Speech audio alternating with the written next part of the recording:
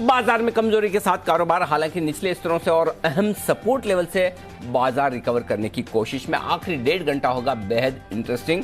Recovery होगी या फिर रहेगी आज पूरी कमजोरी? लंबे वीकेंड के पहले क्या करें आप, रहेगा फोकस इसी पर। स्वागत है आप सबका फाइनल ट्रेड में। नमस्कार, मैं हूं अनिल सिंह जी। और नमस्कार, मैं हूं दीपांशु भंडारी। थोड़ा मूड सुधरते हुए दिख रहा है बाजार का। इस रिकवरी में आपको क्या करना है और वीकेंड से पहले क्या है एक्शन? और मस्ती की पाठशाला का भी इंतजार। सर बताएं, इस समय की बड़ी बात है। इस समय सबसे बड़ी बात है दीप, आज की लिस्टिंग और अब तक का सबसे बड़ा आईपीओ हिंदुस्तान का जो आया है वो है पेटीएम, और पेटीएम की लिस्टिंग पर बातचीत करेंगे।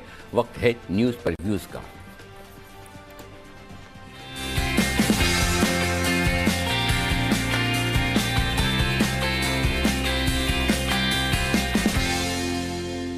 ज्यादातर लोगों के लिए पेटीएम का नाम जाना पहचाना है। हालांकि कंपनी जो लिस्ट हुई है उसका नाम है 197 कम्युनिकेशंस, लेकिन आमतौर पर बोलचाल की भाषा में पेटीएम के नाम से आप जानते हैं।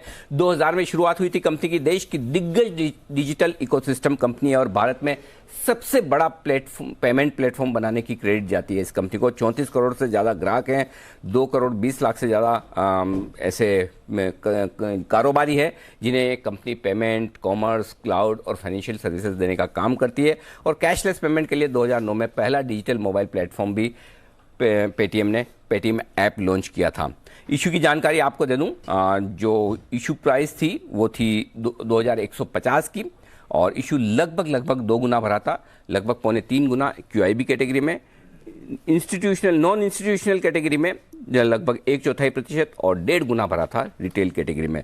18,300 करोड़ का इशू, और आज लिस्टिंग हुई 9% डिस्काउंट पर 1950 के आसपास, और फिलहाल लगभग 20% नीचे ट्रेड करता हुआ। आइए स्वागत करते हैं, हमारे साथ पेटीएम के एमडी और सीईओ विजय शेखर शर्मा साहब कार्यक्रम में शामिल हो रहे हैं। उनका परिचय आपको दे दूं, वैसे तो आप सब लोग जानते पहचानते हैं। कंपनी के फाउंडर हैं। इंजीनियरिंग, डिजाइनिंग और मार्केटिंग से रिलेटेड सारे ज़्यादातर कामकाज आपके हाथ में है। दिल्ली कॉलेज ऑफ इंजीनियरिंग से विजय शेखर शर्मा साहब ने इलेक्ट्रॉनिक्स और कम्युनिकेशंस में बैचलर्स की डिग्री हासिल की है, और पेटीएम को जिस लेवल पर लाए, ढेर सारे अवार्ड्स वो जीत चुके हैं। शर्मा साहब, स्वागत है आपका। धन्यवाद सर जी बिजनेस के लिए वक्त निकालने के लिए। देश का सबसे बड़ा आईपीओ लाने की क्रेडिट आपको जाती है, लेकिन इसके साथ ही आज लिस्टिंग बड़ी निराशाजनक हुई। इशू प्राइस के नीचे लिस्ट हुआ और उसके बाद भी रुकता और थमता नजर नहीं आ रहा है। क्या आप थोड़े निराश हैं इस लिस्टिंग से, क्योंकि जिन इन्वेस्टर्स ने पैसा लगाया उनके चेहरे थोड़े उतरे हुए हैं सर?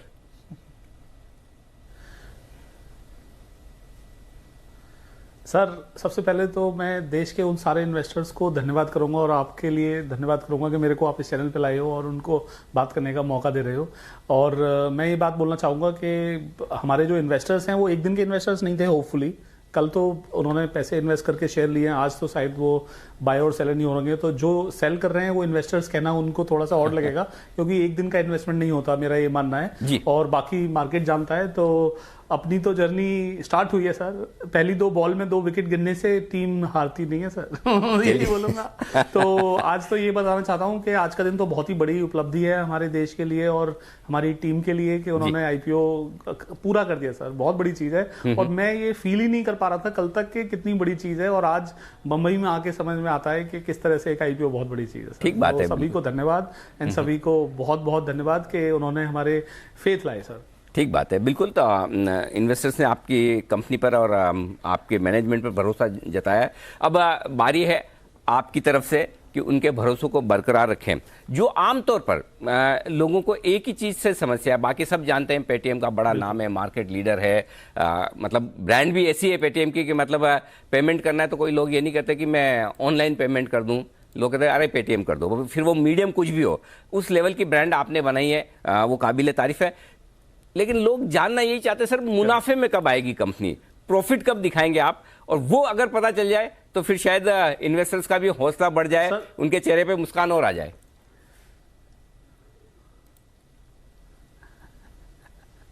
सर, मैं तो ये बात बोलना चाहूँगा कि लॉन्ग टर्म में अगर आप ये देखिए कि हमारा बिजनेस मॉडल क्या है, कि पेमेंट की सर्विस लाइए जिसमें कि बड़े दुकानदार लोग आपको पैसा देते हैं तो उसमें भी पैसा बनता है, और पेमेंट की सर्विस से एक बाई प्रोडक्ट बनता है कि आप क्रेडिट, वेल्थ, इंश्योरेंस, ये सारी फाइनेंशियल सर्विसेज दे सकते हैं। तो अच्छी बात क्या है कि हमारे बिजनेस मॉडल में 2020 में रेगुलेटर ने एक डिजिटल लैंडिंग गाइडलाइन घोषित करी। उसके बाद से हमारा लैंडिंग का बिजनेस एक तरीके से टेक ऑफ करा। जो पिछले साल हम एक क्वार्टर में कर रहे थे वो नंबर हम करीब करीब 30 से 45 दिन में कर रहे हैं। तो मतलब रेट ऑफ ग्रोथ आप देख सकते हो बहुत बहुत ज़्यादा है। ऑब्वियसली हमारे स्टॉक को जब हमारे क्वार्टरली रिजल्ट आएंगे तो आपको और ज़्यादा ट्रेंड कम्प्लीटली क्लियर हो जाएगा। मैं आपको ये बात बता सकता हूँ और अब सारे शेयर होल्डर्स को भी और सारे इन्वेस्टर्स को भी, और मैंने ये बात अपने रोड शो में भी कही थी कि देखिए हमारे अंदर हम बहुत सारे बिजनेसेस की एक प्लेटफॉर्म है जिसके अंदर एक बिजनेस होगा जिसमें बहुत सारा प्रॉफिट बन रहा होगा और फ्री कैश भी जनरेट कर रहा होगा, दूसरा बिजनेस होगा जिसमें इन्वेस्टमेंट चाहिए होगा, और तीसरा बिजनेस होगा जो कि लॉस मेकिंग भी होगा। तो आप कंबाइंड लेवल पे बात करते हैं और हमारे यहाँ मल्टीपल सर्विसेज और मल्टीपल बिजनेसेस का कंबाइंड बिजनेस मॉडल है। तो ये बात मैं जरूर आपको समझा देना चाहता हूँ और आपके द्वारा दर्शकों को समझाना चाहता हूँ कि पेटीएम के बिजनेस में बहुत सारे प्रॉफिटेबल लाइन आइटम है। ये तो हम अपने लिए अपने फ्यूचर में जो बिजनेसेस आने वाले हैं, जैसे आपने खुद ही कहा इंश्योरेंस, मैंने बताया क्रेडिट और इंश्योरेंस और वेल्थ, इनमें हम इन्वेस्टमेंट कर रहे हैं। तो इसलिए आपको लगता है कि कंबाइंड लेवल पे कंपनी में लॉस है, बट अदरवाइज अगर आप देखें तो डिफरेंट लाइन आइटम बेसिस पे हम बहुत ही खुश हैं इस बात से कि किस तरह की प्रदर्शन हमारे बिजनेस कर रहे हैं और किस तरह से हमारे कस्टमर्स उनको प्यार और यूज कर रहे हैं। अच्छा सर, तो जो मैं समझाऊं, 3 तरह के आपके मेन बिजनेस है। पेमेंट सर्विसेज का जो बिजनेस है जिसमें आप जो कस्टमर्स आपके पेमेंट गेटवे का और आपके प्लेटफॉर्म का इस्तेमाल कर रहे हैं उससे थोड़ी बहुत फीस आप लेते हैं, मर्चेंट से आप फीस लेते हैं, राइट। तो एक तो ये आपका बिजनेस हो गया, ये प्रॉफिटेबल है। दूसरा बिजनेस है आपका कॉमर्स और क्लाउड का, वो भी प्रॉफिटेबल है। तीसरा बिजनेस है फाइनेंशियल सर्विसेज का जिसमें आप म्यूचुअल फंड्स, ब्रोकिंग वगैरह आपने शुरू किए, ये शायद अब प्रॉफिटेबल होगा, राइट, या ये भी प्रॉफिटेबल हो चुका है? करेक्ट, बिल्कुल नहीं। इसके अंदर डिफरेंट फाइनेंशियल सर्विसेज में जैसा आपने बताया stock brokerage, mutual fund, credit और इंश्योरेंस है, ये अभी पूरा कंबाइंडली प्रॉफिटेबल नहीं है। इसी में हमारा और भी इन्वेस्टमेंट और निवेश जा रहा है। अच्छा, तो ये ऐसा बिजनेस है जिसमें आप इन्वेस्टमेंट कर रहे हैं और उस वजह से आप नेट प्रॉफिट लेवल पर प्रॉफिटेबल नहीं दिख रहे हैं। आप ये कह रहे हैं कि आप नए बिजनेसेस में पैसा डाल रहे हैं, इस वजह से प्रॉफिट दिखने में, जो पुराने बिजनेस है वो प्रॉफिट कर रहे हैं, नए बिजनेस को प्रॉफिट करने में थोड़ा वक्त लगेगा। क्या मैं सही समझ रहा हूं? जी अनिल जी, आपने बहुत ही अच्छी तरह से बताया है और बहुत ही सही शब्दों में बताया है, और मैं यही बात बताना चाहता हूं कि देखिए प्लेटफॉर्म बिजनेस के बड़े फायदे होते हैं। ये मैंने एग्जांपल थोड़ी देर पहले लिया कि आप ये मानिए कि आप थाली खा रहे हो, जिसमें कि एक बिजनेस है जिसमें कि आपको डेजर्ट मिल रहा है, मतलब मिठाई मिल रही है, प्रॉफिट मिल रहा है। एक बिजनेस है जिसमें आपको तीखा लग रहा है क्योंकि आपको इसमें अभी इन्वेस्टमेंट जा रहा है। तो ये ना एक तरीके से हम एक बुके हैं। हम लोग एक पॉइंट सर्विस नहीं है कि जी हम तो सिर्फ रसगुल्ले बनाते हैं, आप उनको खाते रहिए, कि जिसमें खूब सारा मीठा मिले जा रहा है। नहीं, हमारा मानना ऐसा है कि होलसम मील है। और ये बात मैं आपको और बताना चाहता हूं अनिल जी, आपके द्वारा दर्शकों को, कि देखिए भारत की जो अपॉर्चुनिटी है ना, वो फाइनेंशियल सर्विसेज इंक्लूजन की है। वो सिर्फ एक चीज की नहीं है कि आप सिर्फ क्रेडिट कर दो, प्रॉफिटेबल हो जाओ और चल गया है। लेकिन हमारा जो प्लान है वो 500 मिलियन यानी 50 करोड़ भारतीयों को फाइनेंशियल सर्विसेज देनी है। इतने सारे भारतीयों को एक फाइनेंशियल सर्विसेज थोड़े चाहिए होगी। हमने शुरुआत पेमेंट से करी थी, जैसा आप जानते हो कि देश में अब सब जगह पे क्यूआर कोड है और मोबाइल से पेमेंट होता है, जो पेटीएम ने शुरुआत करी और जो पेटीएम उसको चलाता है। इसके बाद दूसरा बिजनेस है हमारा बैंकिंग का। 64 मिलियन कस्टमर है हमारे पास, 6.4 करोड़ कस्टमर है हमारी पेटीएम पेमेंट बैंक में। इसके बाद आता है हमारा म्यूचुअल फंड से प्लेटफॉर्म का बिजनेस, फिर उसके अंदर आता है क्रेडिट डिसबर्समेंट का बिजनेस।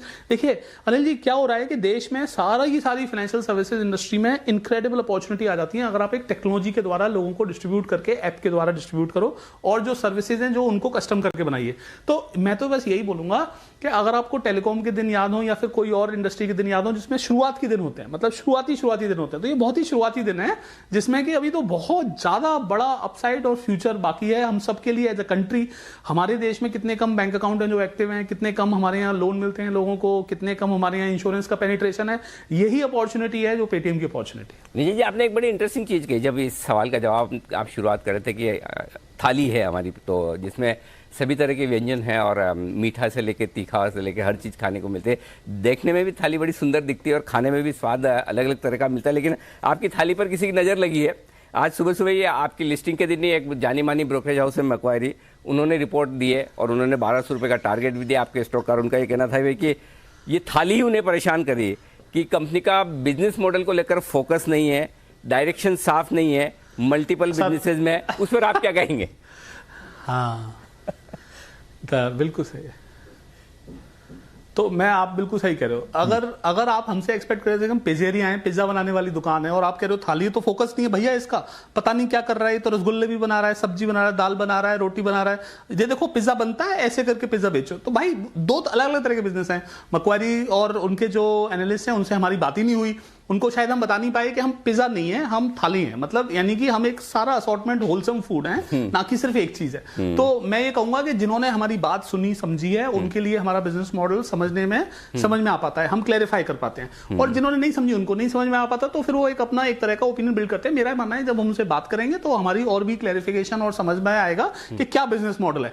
ऐसा नहीं है कि पिज्जा बनाना गलत बात है, और ऐसा बिल्कुल ही नहीं है कि थाली चलाना गलत बात है ना। ठीक बात है। अच्छा सर, एक चीज और है, तो अलग अलग अंडरस्टैंडिंग नहीं परफेक्ट है विजय सर। एक और चीज है कि जो 3 साल के मैं आपके फाइनेंशियल देख रहा हूँ, एक चीज बहुत क्लियर दिख रही है कि आपके मार्केटिंग और प्रमोशन एक्सपेंसेस लगातार कम हो रहे हैं, और उससे आपके नुकसान भी कम हो रहे हैं, राइट?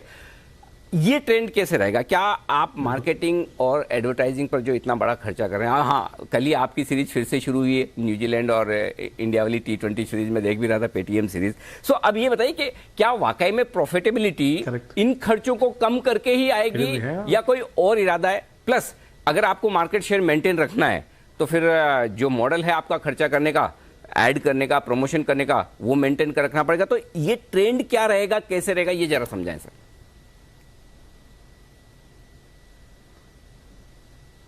अब बहुत अच्छा सवाल कराया आपने, और मैं आपको एक बात बताता हूं। मैं करीब 3 साल पहले हम लोगों ने एक पब्लिक मार्केट इन्वेस्टर हैं, टी रो प्राइस म्यूचुअल फंड इन्वेस्टर हैं, वो यूएस के, उनसे फंड रेजिंग करी। तो उन्होंने हमारी टीम से, और जब हमारे से डिस्कशन करे तो एक ही सवाल पूछा कि देखिए आप इतना खर्च करते हो, मैं समझता हूं आप मेरे को बोल रहे हो कि प्लेटफॉर्म में इनहेरेंट वैल्यू है, क्या आप ये बिलीव करते हो कि अगर ये मार्केटिंग कैशबैक खर्चा कम करोगे तो क्या आप ग्रो कर पाओगे? तो हमने उनको बोला कि हमारा ये मानना है कि हम जरूर ग्रो कर पाएंगे और हम उसको कम भी करेंगे। तो उन्होंने कहा कि हमें ये लगता है आपको करना चाहिए, बट आप जो बिजनेस सही करें आप करें, और हम इन्वेस्ट कर रहे हैं। तो उन्होंने हमारी कंपनी में इन्वेस्ट करा था। अब मैं आज आपको एक इंटरेस्टिंग बात बताता हूं कि हमने, जैसा आपने देखा, 60+% 2 साल बैक टू बैक अपना मार्केटिंग, कैशबैक, प्रमोशन एक्सपेंडिचर कम कराए, लेकिन हमारे पास और भी ज्यादा कस्टमर हैं। We have highest ever customer, highest ever merchant and highest ever business, highest ever revenue. तो बढ़िया बात अनिल जी क्या है कि मार्केटिंग और कैशबैक कम नहीं करूंगा, जीरो नहीं करूंगा, लेकिन वो इतने करेंगे जितना हमारे बिजनेस को सही तरीके से यूज कर पाए और जिसकी वजह से एक्सपेंड करे।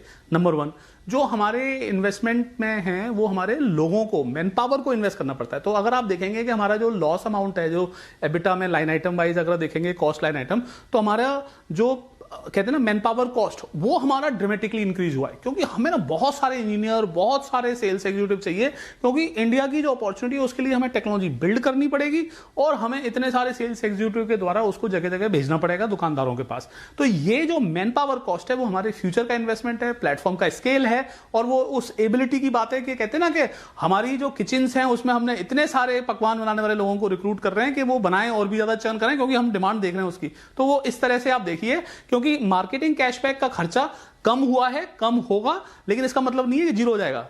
परंतु जो हमारा टोटल अगर आप खर्चा देखेंगे तो उसमें जो मैन पावर कॉस्ट है वो ड्रामेटिकली हायर और इंक्रीज करी है, क्योंकि हमारा ये मानना है, और जो हम देख रहे हैं कि इस देश में पेमेंट की डिमांड, इस देश में बैंकिंग की डिमांड, इस देश में क्रेडिट की डिमांड जो ऐप से चल सकती है, ड्रामेटिकली तेजी से बढ़ी है सर। उसमें तो कोई डाउट ही नहीं कि जो मतलब अभी भी जितना पेनिट्रेशन होना बाकी है, जितना स्कोप है बिजनेस बढ़ने का। अच्छा, उसी के लिए आपने अपने जो आईपीओ का जो पैसा है, जो प्रमोटर्स के अलावा या इन्वेस्टर्स के अलावा जो कंपनी में जा रहा है, उसमें से आपने बड़ा पैसा एक्विजिशंस के लिए रखा है, राइट? आप इनऑर्गेनिक ग्रोथ भी करना चाहते हैं। एक अंदाजा दे सर कि किस तरह की स्पेस में, हिंदुस्तान में या हिंदुस्तान के बाहर, किस तरह के बिजनेसेस आप देख रहे हैं इनऑर्गेनिक ग्रोथ के लिहाज से?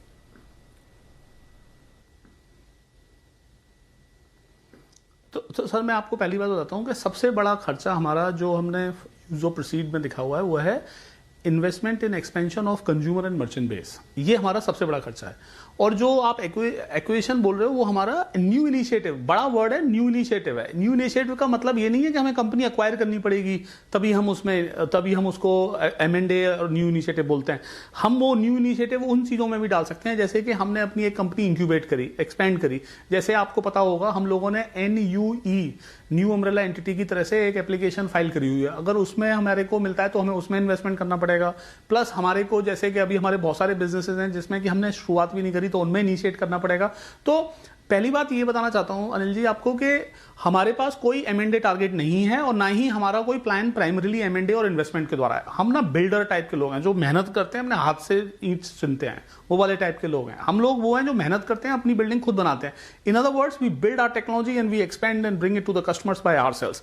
We are not buyers and consolidators. आप देखिए हमारी हिस्ट्री में अगर आप देखोगे तो छोटी छोटी 1 करोड़, 5 करोड़, 10 करोड़, सबसे बड़ी कंपनी अगर हमने कभी एक्वायर करी होगी तो 10-20 मिलियन डॉलर की एक्वायर करी होगी। यानी कि हम लोग कभी भी हम एक्वायर की जगह पे बिल्ड में बिलीव करते हैं। तो ना तो अभी हमारे पास कोई टारगेट है और ना ही हमारा कोई प्राइमरी प्लान है उस तरह का।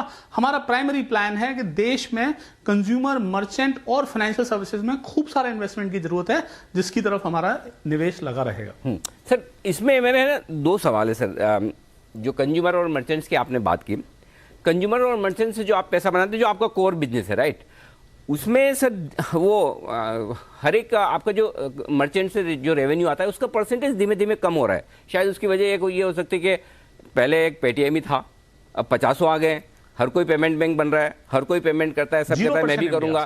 तो अब जो आप उनसे पैसा ले सकते थे शायद वो कम ले रहे हैं, या जो आप कस्टमर से ले सकते थे वो नहीं ले पा रहे। तो पहले तो ये बताएं सर, ये जो कम हो रहा है इसे कैसे मेंटेन करेंगे, और दूसरा ये जो कंपटीशन बढ़ रहा है इसका मुकाबला कैसे करेंगे?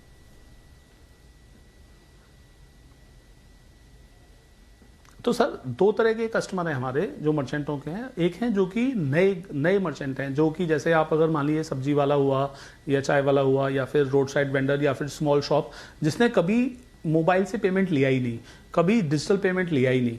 इन लोगों को जो हम सर्विस देते हैं वो 0% MDR पे होती है, 0% फीस पे होती है। और ये मैं आपको बताना चाहता हूँ कि भारत का जो डिजिटाइजेशन है ना फाइनेंशियल सर्विसेज का, वो 0% की वजह से ही हुआ है। पेटीएम ने 0% की शुरुआत करी और पेटीएम बिलीव करता है कि इंक्लूजन के लिए 0% की जरूरत हमेशा बनी रहेगी। फिर आते हैं जो बड़ी दुकान है, जैसे बड़े रिटेलर हुए, ऑर्गेनाइज रिटेल हुई, और या फिर एक दुकान हुई जिसके फ्रेंचाइजी वगैरह हैं, तो उनको कॉम्प्लेक्स और सुपीरियर यानी कि एडिशनल पेमेंट सर्विसेज चाहिए होती है, जिसका वो हमें भुगतान करते हैं। तो अगर आप देख रहे हैं कि आपने कहा कि टेक रेट कम हुआ, मान लेते हैं कि पहले रेशियो इस तरह से कुछ डिवाइडेड था कि नीचे वाले लोग थे जो फ्री कर ले रहे थे, जिनको कि हम फ्री दे रहे हैं, और ऊपर वाले थे जिनको पेड कर रहे हैं। अब हम अगर ग्रो कर रहे हैं तो नीचे वाले लोगों को हम ग्रो करेंगे, जिससे कि वॉल्यूम बढ़ेगा और नए लोगों को प्लेटफॉर्म पे आने का मौका मिलेगा। फिर उसमें से कन्वर्ट होकर वो पेड कस्टमर में जाते हैं। तो ये फ्रीमियम मॉडल हुआ करता है, जैसे कि आप फ्री से स्टार्ट करिए और प्रीमियम में कन्वर्ट करिए, वो वाली बात है। दूसरी बात, अच्छा सर, ये जो कस्टमर है, जो दुकानदार है, जो डिजिटल पेमेंट लेता है, उसके बारे में मैं आपको बताना चाहता हूँ कि वो जी सर, सॉरी मैं आपकी बात बीच में काट दिया। मैं बस वही जो जहां पर आप बात कर रहे थे यही पूछना चाहता था, उसकी जिंदगी डिजिटल पेमेंट को लेने के कारण बदल जाएगी। जी जी जी जी, ये आजकल जो गूगल, अमेजोन, बड़े बड़े नाम आ रहे हैं, मतलब ऐसा नहीं, आपका भी नाम बड़ा है सर, बिल्कुल इसमें कोई डाउट नहीं, पायोनियर है आप इस इंडस्ट्री में, और आपके नाम से लोग पेमेंट बैंक्स को सबको जानते हैं। लेकिन अपने आप में जो बड़े जायंट्स हैं वो भी अब इसमें उतर रहे हैं, तो मामला गर्म होने वाला है कॉम्पिटिशन को लेकर।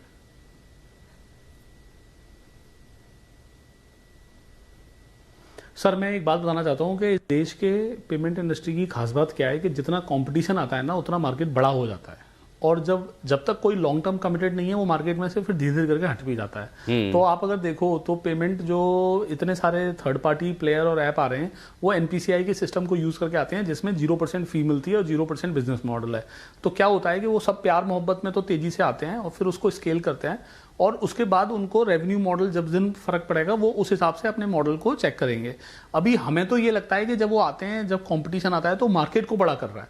आपने देखा होगा कि टेलीकॉम का मार्केट तब बड़ा हुआ जब ज्यादा प्लेयर आए, क्योंकि रेट कम होता है, रीच बढ़ती है और बढ़ती है। फाइनली फिर जाके कस्टमर पेटीएम पे मैच्योर हो जाता है, दुकानदार पेटीएम पे मैच्योर हो जाता है। और वहां पे मैं आपको जो बता रहा था कि जो दुकानदार अपना डिजिटल पेमेंट लेता है, मोबाइल से पेमेंट लेता है, उसके बारे में एक बहुत ही बढ़िया चीज होती है इस देश के लिए, उस दुकानदार के पास अपने ऑडिटेड फाइनेंस शीट तो होती नहीं है, बैलेंस शीट, GST वो फाइल नहीं कर पाते क्योंकि वो उस लिमिट के नीचे होते हैं।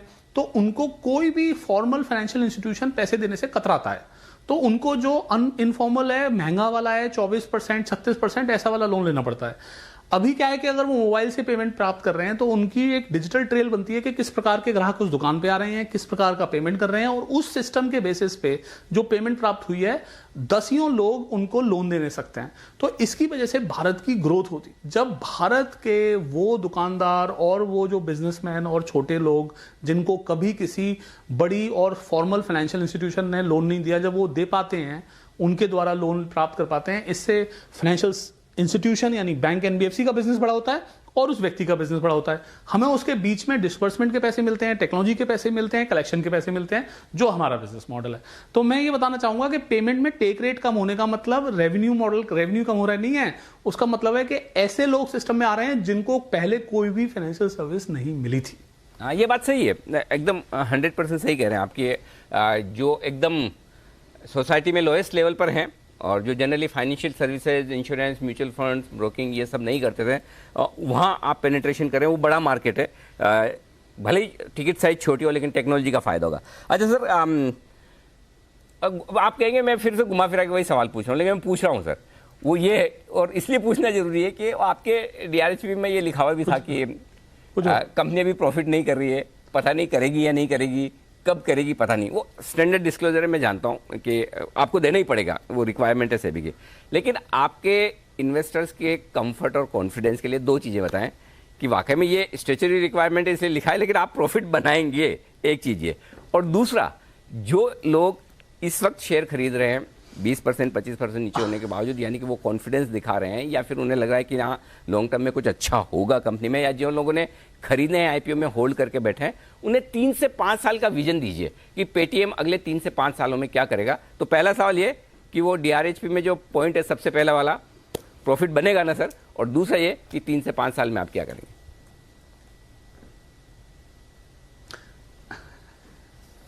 अनिल जी, आप बहुत ही सही हैं और मैं कहूँगा कि जो कॉमन रिटेल इन्वेस्टर है उसके बिहाफ पे आप बहुत अच्छा बोलते हैं और बहुत अच्छी बात पकड़ के लाते हैं। बहुत बहुत साधुवाद, आपको साधुवाद। तो मैं ये बोलना चाहूँगा बाकी सारे जो हमारे यंग इन्वेस्टर्स हैं, छोटे इन्वेस्टर्स हैं, उनके बताना चाहूँगा सर तो मैं बताना चाहता हूँ कि देखो, ये जो डिस्क्लेमर है ये ऑब्लिगेशन है। अगर कंपनी प्रॉफिट नहीं बना रही और कुछ ऐसी लाइन नहीं लिख सकती जो कि श्योर नहीं है, तो हमें लिखना पड़ेगा। ये ऑब्लिगेशन है किसी भी कंपनी को जिसने प्रॉफिट नहीं बनाया, उनके सारे आरएचपी में लिखना पड़ेगा, क्योंकि आपको ये ऑब्लिगेशन है कि आप पोटेंशियल इन्वेस्टर्स को सारे रिस्क, कितनी प्रोबेबिलिटी है उसके हिसाब से वेटेज करके नहीं लिखते। Even if it is minusculely possible that it could happen, आपको लिखना पड़ेगा। तो नंबर 1 तो ये डिस्क्लोजर एक रेगुलेटरी ऑब्लिगेशन है, जैसा आपने बताया। तो आई एम ग्लैड कि आप बता पाए अपने दर्शकों को। मैं सभी दर्शकों को बताना चाहता हूं, देश की इतनी सारी कंपनियां लिस्ट होने के लिए आएंगी भाई बंधु, और उन कंपनियों के, क्योंकि जस्ट बिकॉज पास्ट में उन्होंने प्रॉफिट नहीं बनाया तो उन्हें ये डिस्क्लोजर ऑब्लिगेटरी देना पड़ेगा, जो कि एक अच्छी बात है और एक बहुत अच्छी बात हमारे रेगुलेटर और हमारे स्टॉक मार्केट के लिए है कि आप सब चीजों को कंप्लीटली इनकम्प्लीटनेस, फेयरनेस डिस्क्लोज करें। नंबर 1। नंबर 2, दूसरी बात आती है कि क्या प्रॉफिट बनाएंगे नहीं बनाएंगे। अगेन, मैं फॉरवर्ड लुकिंग लाइन नहीं बोल सकता, लेकिन मैं एक लाइन जरूर बोल सकता हूं भाई। अगर कस्टमर इंडिया में, जो पेटीएम के कस्टमर हैं, अगर इंडिया में पेमेंट करते हैं और उसके बाद अगर वो किसी भी प्रकार का लोन, इंश्योरेंस और वेल्थ खरीदते हैं, या फिर कोई ट्रेन टिकट, बस टिकट, सिनेमा टिकट खरीदते हैं, तो सारी कॉस्ट तो हमारी पेमेंट में लग गई ना।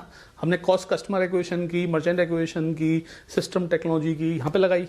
और ये जो तीन रेवेन्यू लाइन आइटम है, पेमेंट, कॉमर्स क्लाउड और फाइनेंशियल सर्विसेज, इन तीनों में से तो रेवेन्यू इतना बनता है ना जो कि कंट्रीब्यूशन मार्जिन की तरफ आता है। आप देखो 60% ईयर ऑन ईयर ग्रोथ है हमारे रेवेन्यू में, और उससे भी ज्यादा परसेंटेज, मतलब 100+% की ग्रोथ है कंट्रीब्यूशन मार्जिन में।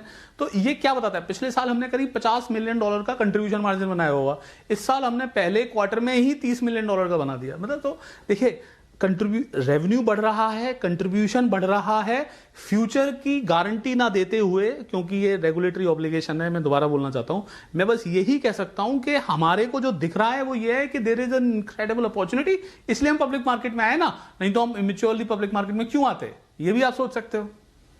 ठीक बात है सर। देखिए, मेरा तो दायित्व है हमारे दर्शकों के प्रति भी और ओवरऑल मार्केट के लिए भी कि मैं आपसे वो सवाल पूछूं जो मुझे पूछने हैं, क्योंकि देखिए, आप सिर्फ एक कंपनी नहीं है, आप सिर्फ एक आईपीओ नहीं है, आप देश के सबसे बड़े आईपीओ हैं। लोगों की उम्मीदें हैं, होनी भी चाहिए, क्योंकि देश की सबसे बड़ी आईपीओ लाने वाली कंपनी में अगर इन्वेस्टर पैसा न बनाए, भले पहले दिन न बनाए, लेकिन साल भर न बनाए, 2 साल न बनाए, 5 साल न बनाए, तो वो न कंपनी के लिए अच्छा है, न इन्वेस्टर्स के लिए अच्छा है, न हेल्दी स्टॉक मार्केट के लिए अच्छा है। तो इसलिए मुझे ये पूछना जरूरी था, लेकिन आपने भी बखूबी पूरी ईमानदारी के साथ, एकदम ट्रांसपेरेंसी के साथ जवाब दिया। तो विजय सर, बहुत सही बात जी, बहुत बहुत धन्यवाद सर आपका। वक्त देने के लिए, जी बिजनेस के दर्शकों से बातचीत करने के लिए। और एक और बड़ा धन्यवाद इसलिए भी आपको देना चाहता हूं कि बाकी सब जगह रिकॉर्डेड इशू है, लेकिन मैं रिकॉर्डेड सारे इंटरव्यूज चल रहे हैं, लेकिन मेरी रिक्वेस्ट आपसे थी कि आप मेरे शो पर लाइव आएँ। आपने मेरी रिक्वेस्ट को स्वीकार किया सर, धन्यवाद आपका।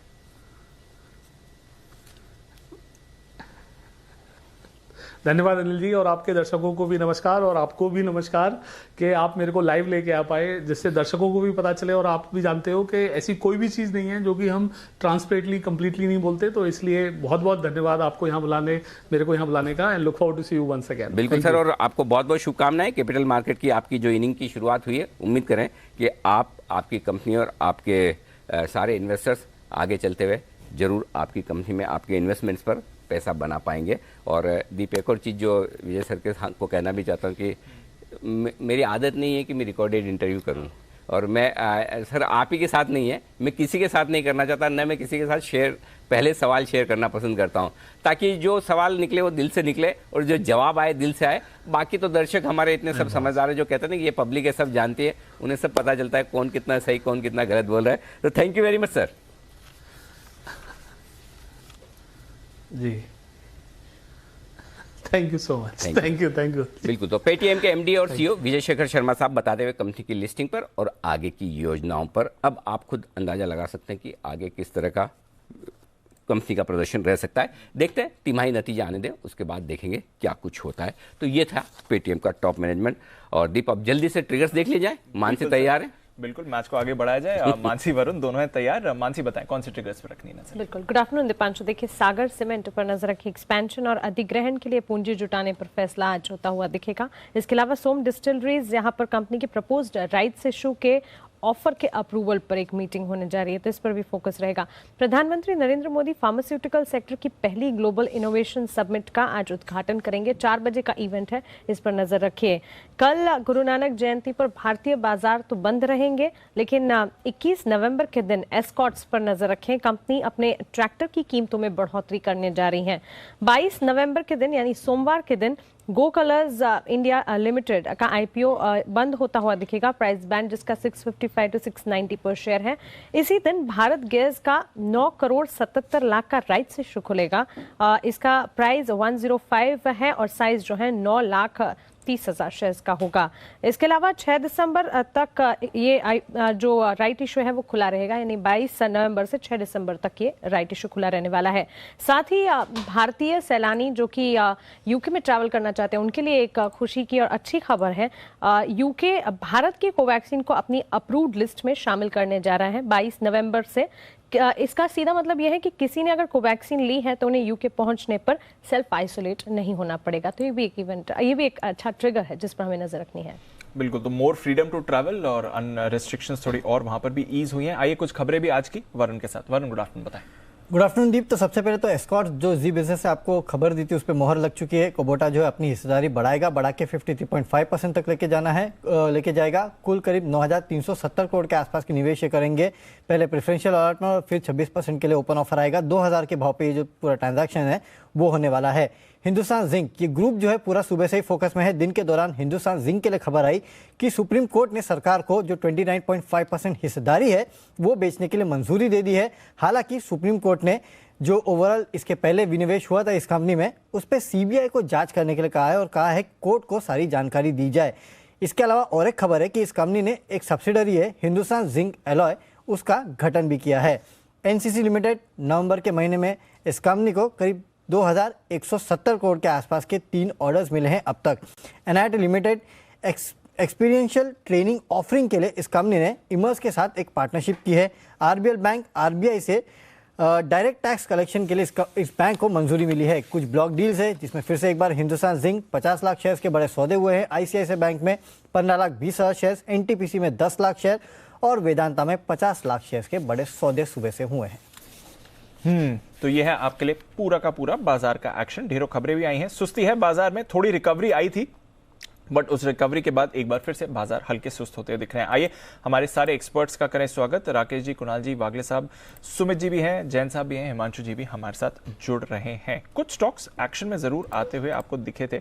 आईसीआईसीआई बैंक में थोड़ा मूवमेंट आ रहा था, एक्सिस बैंक मूवमेंट दिखा रहा था, पर वहां से फिर बाजार उतने संभले नहीं है। पर एक स्टॉक जहां पर सबसे बड़ा एक्शन बना हुआ है, एस्कॉर्ट्स। आज हमारी खबर पर भी मोहर लगी है, कुबोटा यहां पर अपनी हिस्सेदारी बढ़ाएगी, ओपन ऑफर आने वाली है। वागले साहब, अब एस्कॉर्ट्स पर राय दें, 10% की ऊपर की गेंस को होल्ड कर रहा है, 1800 का लेवल इस समय काउंटर पर sir. Afternoon Dipanshu, afternoon Anil जी।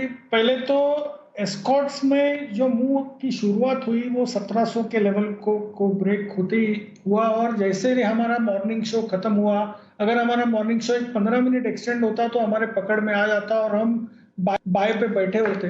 ये मार्केट में इतनी बड़ी मूव देना मतलब कुछ ना कुछ खास है। मुझे लगता है ये मूव और कंटिन्यू होगी। मेरा 1900, 1920, 1930 तक के मेरे टारगेट्स है। ऑब्वियसली यहाँ पर बाय करने का मतलब नहीं है क्योंकि स्टॉप लॉस मैच नहीं होंगे। 1750, 1730 ये रेंज सही है बाय करने का, अगर करेक्ट आती है तो। 1700 के नीचे मेरे हिसाब से स्टॉक नहीं जाना चाहिए। उसके पहले 1920, 1930 के लेवल्स आपको अगले 3 से 4 ट्रेडिंग सेशंस में मिलने चाहिए। आपके लिए एस्कॉर्ट्स जहां पर रखनी है नजर। न्यू एज कंपनी, आज एक बड़ी लिस्ट हुई है, पर इसके साथ एक और न्यू एज कंपनी जहां पर एक्शन है, ईज माई ट्रिप, नया अधिग्रहण किया है। हॉस्पिटलिटी मैनेजमेंट की एक कंपनी है जिनका इन्होंने अधिग्रहण किया है, और ये आपके लिए इस समय डिटेल्स आती हुई दिख रही है। स्प्री हॉस्पिटैलिटी इस नाम की कंपनी का इन्होंने अधिग्रहण किया है, ये अभी अभी खबर आती हुई दिख रही है। तो न्यू एक्विजिशन ईज माई ट्रिप की तरफ से आपके लिए आते हुए दिख रहा है। थोड़ा सा स्टॉक पर भी रिएक्शन है, सुमित जी जरा देखें इजी ट्रिप प्लानर्स के चार्ट को सर। Good afternoon Deepanshu. देखिए स्टॉक के अंदर कंसोलिडेशन देखने को मिल रहा है। स्टॉक मेरे को लग रहा है यहाँ से ऊपर का मूव दिखाएगा जब एक बार ऊपर में 525, 530 के लेवल ब्रेक करेगा। एग्जिस्टिंग पोजीशंस होल्ड करके चल सकते हैं। नीचे के अंदर स्टॉक का जो सपोर्ट है 500 के आसपास का है, 495, 500, और ऊपर में 525 के लेवल जैसे ही ब्रेक होंगे तो स्टॉक के अंदर मोमेंटम बनेगा, और फिर ऊपर में 550 से लेके 570 रुपए तक के मूव आने वाले दिनों में ईज माई ट्रिप में देखने को मिल सकते हैं। तो पोजीशंस होल्ड करें और 525 के ऊपर फ्रेश बाय करें। पोजीशंस होल्ड करें, 525 के ऊपर फ्रेश बाय करना है। ये आपके लिए इजी ट्रिप प्लानर्स जहां पर आपकी राय आ रही है। एक काउंटर जहां पर है बड़ा ब्रेकडाउन, औरोबिंदो फार्मा। आज सुबह राकेश जी, कुणाल जी की तरफ से यहां पर सेल कॉल भी आया था, भसीन साहब की तरफ से भी सेल कॉल था। भसीन साहब का 635 का टारगेट आई थिंक हिट होते हुए दिख रहा है। और बंसल जी, औरो फार्मा चार्ट कॉर्नर की पिक आपकी भी, जरा बताएं इस समय 635 के लेवल पर आया है, कोई फ्रेश व्यू औरो फार्मा में जो गिरावट आ रही है, कोई रिवाइज लेवल्स जो देना चाहेंगे? देखिए दीपांशु, टेक्निकली एक नीट क्लीन क्लियर ब्रेकडाउन है। किसी भी तरीके की बॉटम फिशिंग नहीं करनी चाहिए, किसी भी तरीके की बॉटम फिशिंग नहीं करनी चाहिए। स्टॉक गिर गया है, हमने ऊपरी स्तरों पर बिकवाली की राय दी थी, तो किसी ने अगर शॉर्ट टर्म इंट्राडे नजरिए से बेचा है तो मुनाफे को बांध ले। टेक्निकल स्ट्रक्चर डिस्टॉर्टेड है, यहां से भी फर्दर गिरावट की गुंजाइश है। बिल्कुल, तो फर्दर गिरावट की गुंजाइश इस पर बनती हुई दिख रही है। नजर रखिए, जहां तक सवाल है आपके लिए औरोबिंदो फार्मा का वीकनेस ये काउंटर दिखा रहा है। पीएनबी ये होल्ड आउट कर रहा है ट्रेड में, और आज बैंक से भी बाहर आया था। ज्यादातर बैंक्स में उतना बड़ा एक्शन नहीं है, बट पीएनबी, एसबीआई दोनों में थोड़ा पॉजिटिव एक्शन है। हिमांशु जी जरा पीएनबी की चार्ट पर राय दें, बैंक से बाहर आने के बाद आज 2.5% ऊपर। Good afternoon to you Dipanshu जी।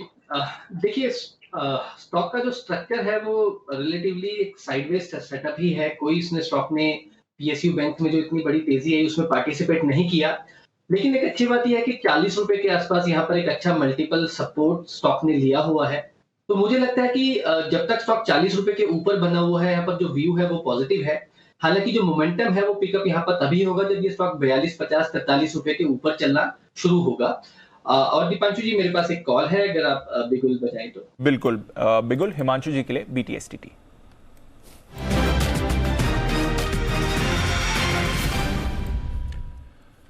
बताएं हिमांशु जी। तो दीपांशु जी, बिकवाली की राय है JSW स्टील में, और क्लियरली मेटल्स एक ड्रैग है इस मार्केट में, इस पूरे बाजार में। अगर कोई एक सेक्टर है जो सबसे ज्यादा प्रेशर बाजार में डाल रहा है तो वो मेटल स्टॉक्स हैं। और JSW स्टील की अगर मैं पर्टिकुलरली बात करता हूं तो यहाँ पर आज एक लगभग काफी समय के बाद एक 650 रुपए का एक इंपॉर्टेंट सपोर्ट लेवल टूटा है, और स्टॉक जिस तरह से लगातार यहाँ पर काफी समय से इस सपोर्ट को होल्ड कर रहा था, मुझे लगता है कि स्टॉक के नीचे फिसलने से स्ट्रॉन्ग एक बार मुझे लगता है कि पुट राइटर्स की तरफ से अनवाइंडिंग एक्टिविटी देखने को मिलेगी, और शॉर्ट जो प्रेशर है वो बढ़ता हुआ नजर आ सकता है। इमीडिएट सपोर्ट इसके बाद स्टॉक में जो है वो लगभग 620, 630 रुपए के जोन में है। तो मुझे लगता है JSW स्टील में यहाँ पर करंट लेवल्स पे बिकवाली करके चले। एक छोटा स्टॉप लॉस लगाने की सलाह रहेगी इंट्राडे के पर्सपेक्टिव से 654 रुपए का, 630 और 625 रुपए के दो टारगेट्स के लिए जेएसडब्ल्यू स्टील के फ्यूचर्स में बिकवाली की सलाह है। जेएसडब्ल्यू स्टील ये 630 620 के लेवल्स पर जाते हुए दिखेगा। मेटल्स फिर से वीकनेस आपको दिखा रहे हैं। आइए वागले साहब के पास चलते हैं, बिगुल वागले का वंडर।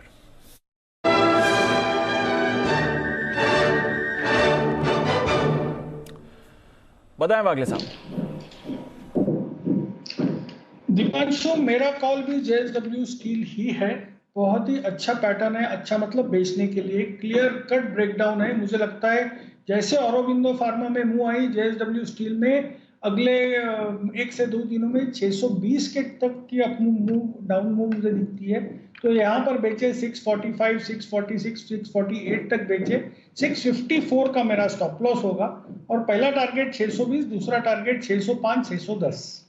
तो जेएसडब्ल्यू स्टील दोनों को बेचना है, हिमांशु जी को भी और वागले साहब को भी 630 625 के टारगेट के लिए। आइए अब मुलाकात करते हैं सेठी साहब से, सदाबहार सेठी साहब की short term pics.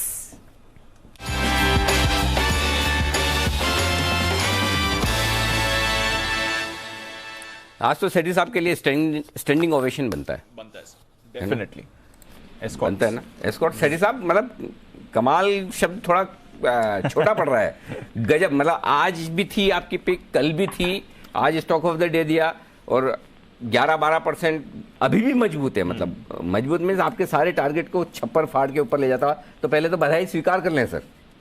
Thank you Anil ji, thank you Deepanshu याद रखने के लिए। अनिल जी, कल बहुत ही कन्विक्शन के साथ आप थोड़ी देर से कल के इस सेगमेंट में जुड़े थे और आपके आने के बाद ही ये कॉल दिया था मैंने। F&O स्पेस से एस्कॉर्ट 1630 के लेवल पर रिकमेंड किया था और कन्विक्शन इतना ज्यादा था कि आज सुबह पिक ऑफ द डे के तौर पे भी इसको वापस रिकमेंड किया, रेट किया और उसका नतीजा बहुत ही अच्छा निकला। आज 11% अभी भी ऊपर है। मतलब जिस भाव पे रिकमेंड किया वहां से 150 पौने 200 रुपए की तेजी हो गई है। और जी बिजनेस को भी धन्यवाद और बधाई भी, बिकॉज आपने कल ये स्टोरी करी थी और वो स्टोरी पे मोहर लगी।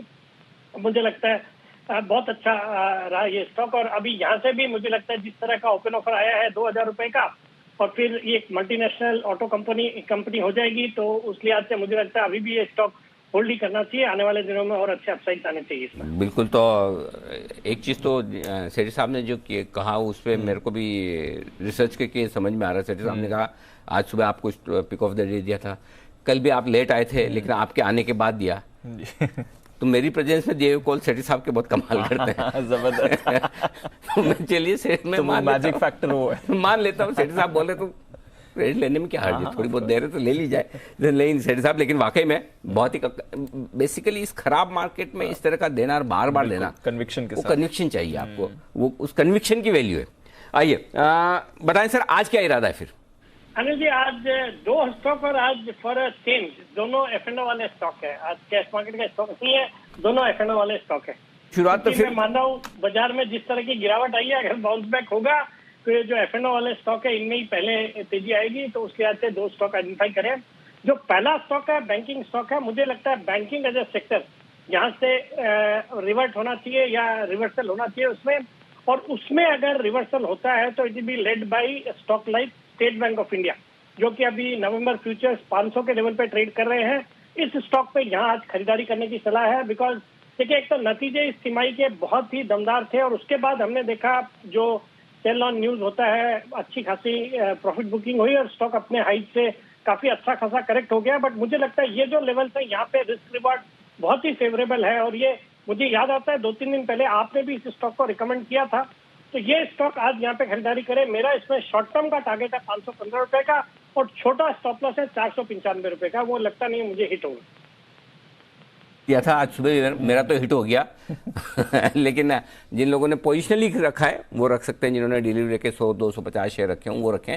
ट्रेडिंग के लिहाज से लिया तो नेचुरली आज स्टॉप लॉस हिट हुआ है, आज जिस तरह से सुबह एक झटका लगा है मार्केट में। लेकिन फिलहाल 495 के स्टॉप लॉस के साथ 515 के टारगेट के लिए SBI पर बुलिश है। मुझे भी पसंद है, इसमें कोई डाउट नहीं। सेठी साहब बताएं दूसरी पिक आज की। दूसरा स्टॉक F&O में नया एंट्रेंट है, मतलब कुछ ही महीने हुए हैं। फार्मा स्टॉक है ग्रेन्यूल्स, जो कि अभी 305 के लेवल पे ट्रेड कर रहा है। एक सॉलिड क्वालिटी की फार्मा कंपनी है जो कि API, फॉर्मुलेशंस और फिनिश डोसेजेस, ये पूरे इंटायर वैल्यू चेन में काम करती है। फिर कई सारी MNC फार्मा सेक्टर के लिए, फार्मा कंपनीज के लिए काम करती है। उनकी एक प्रेफर्ड सप्लायर है।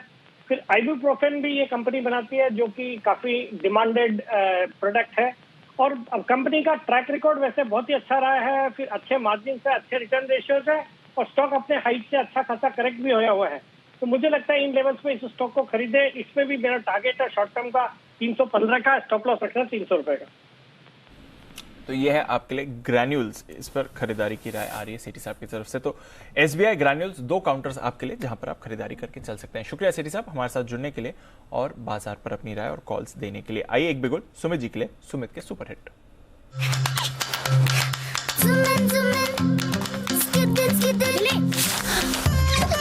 एबिक्स कैश हर खुशी के लिए काफी है।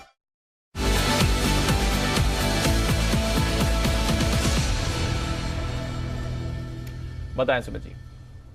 दीपांशु, बिकवाली का ट्रेड है सेल करने का। स्टॉक का भाव चल रहा है, स्पॉट लेवल है 1380। स्टॉक का नाम है हल, Hindustan aeronautics limited, HAL।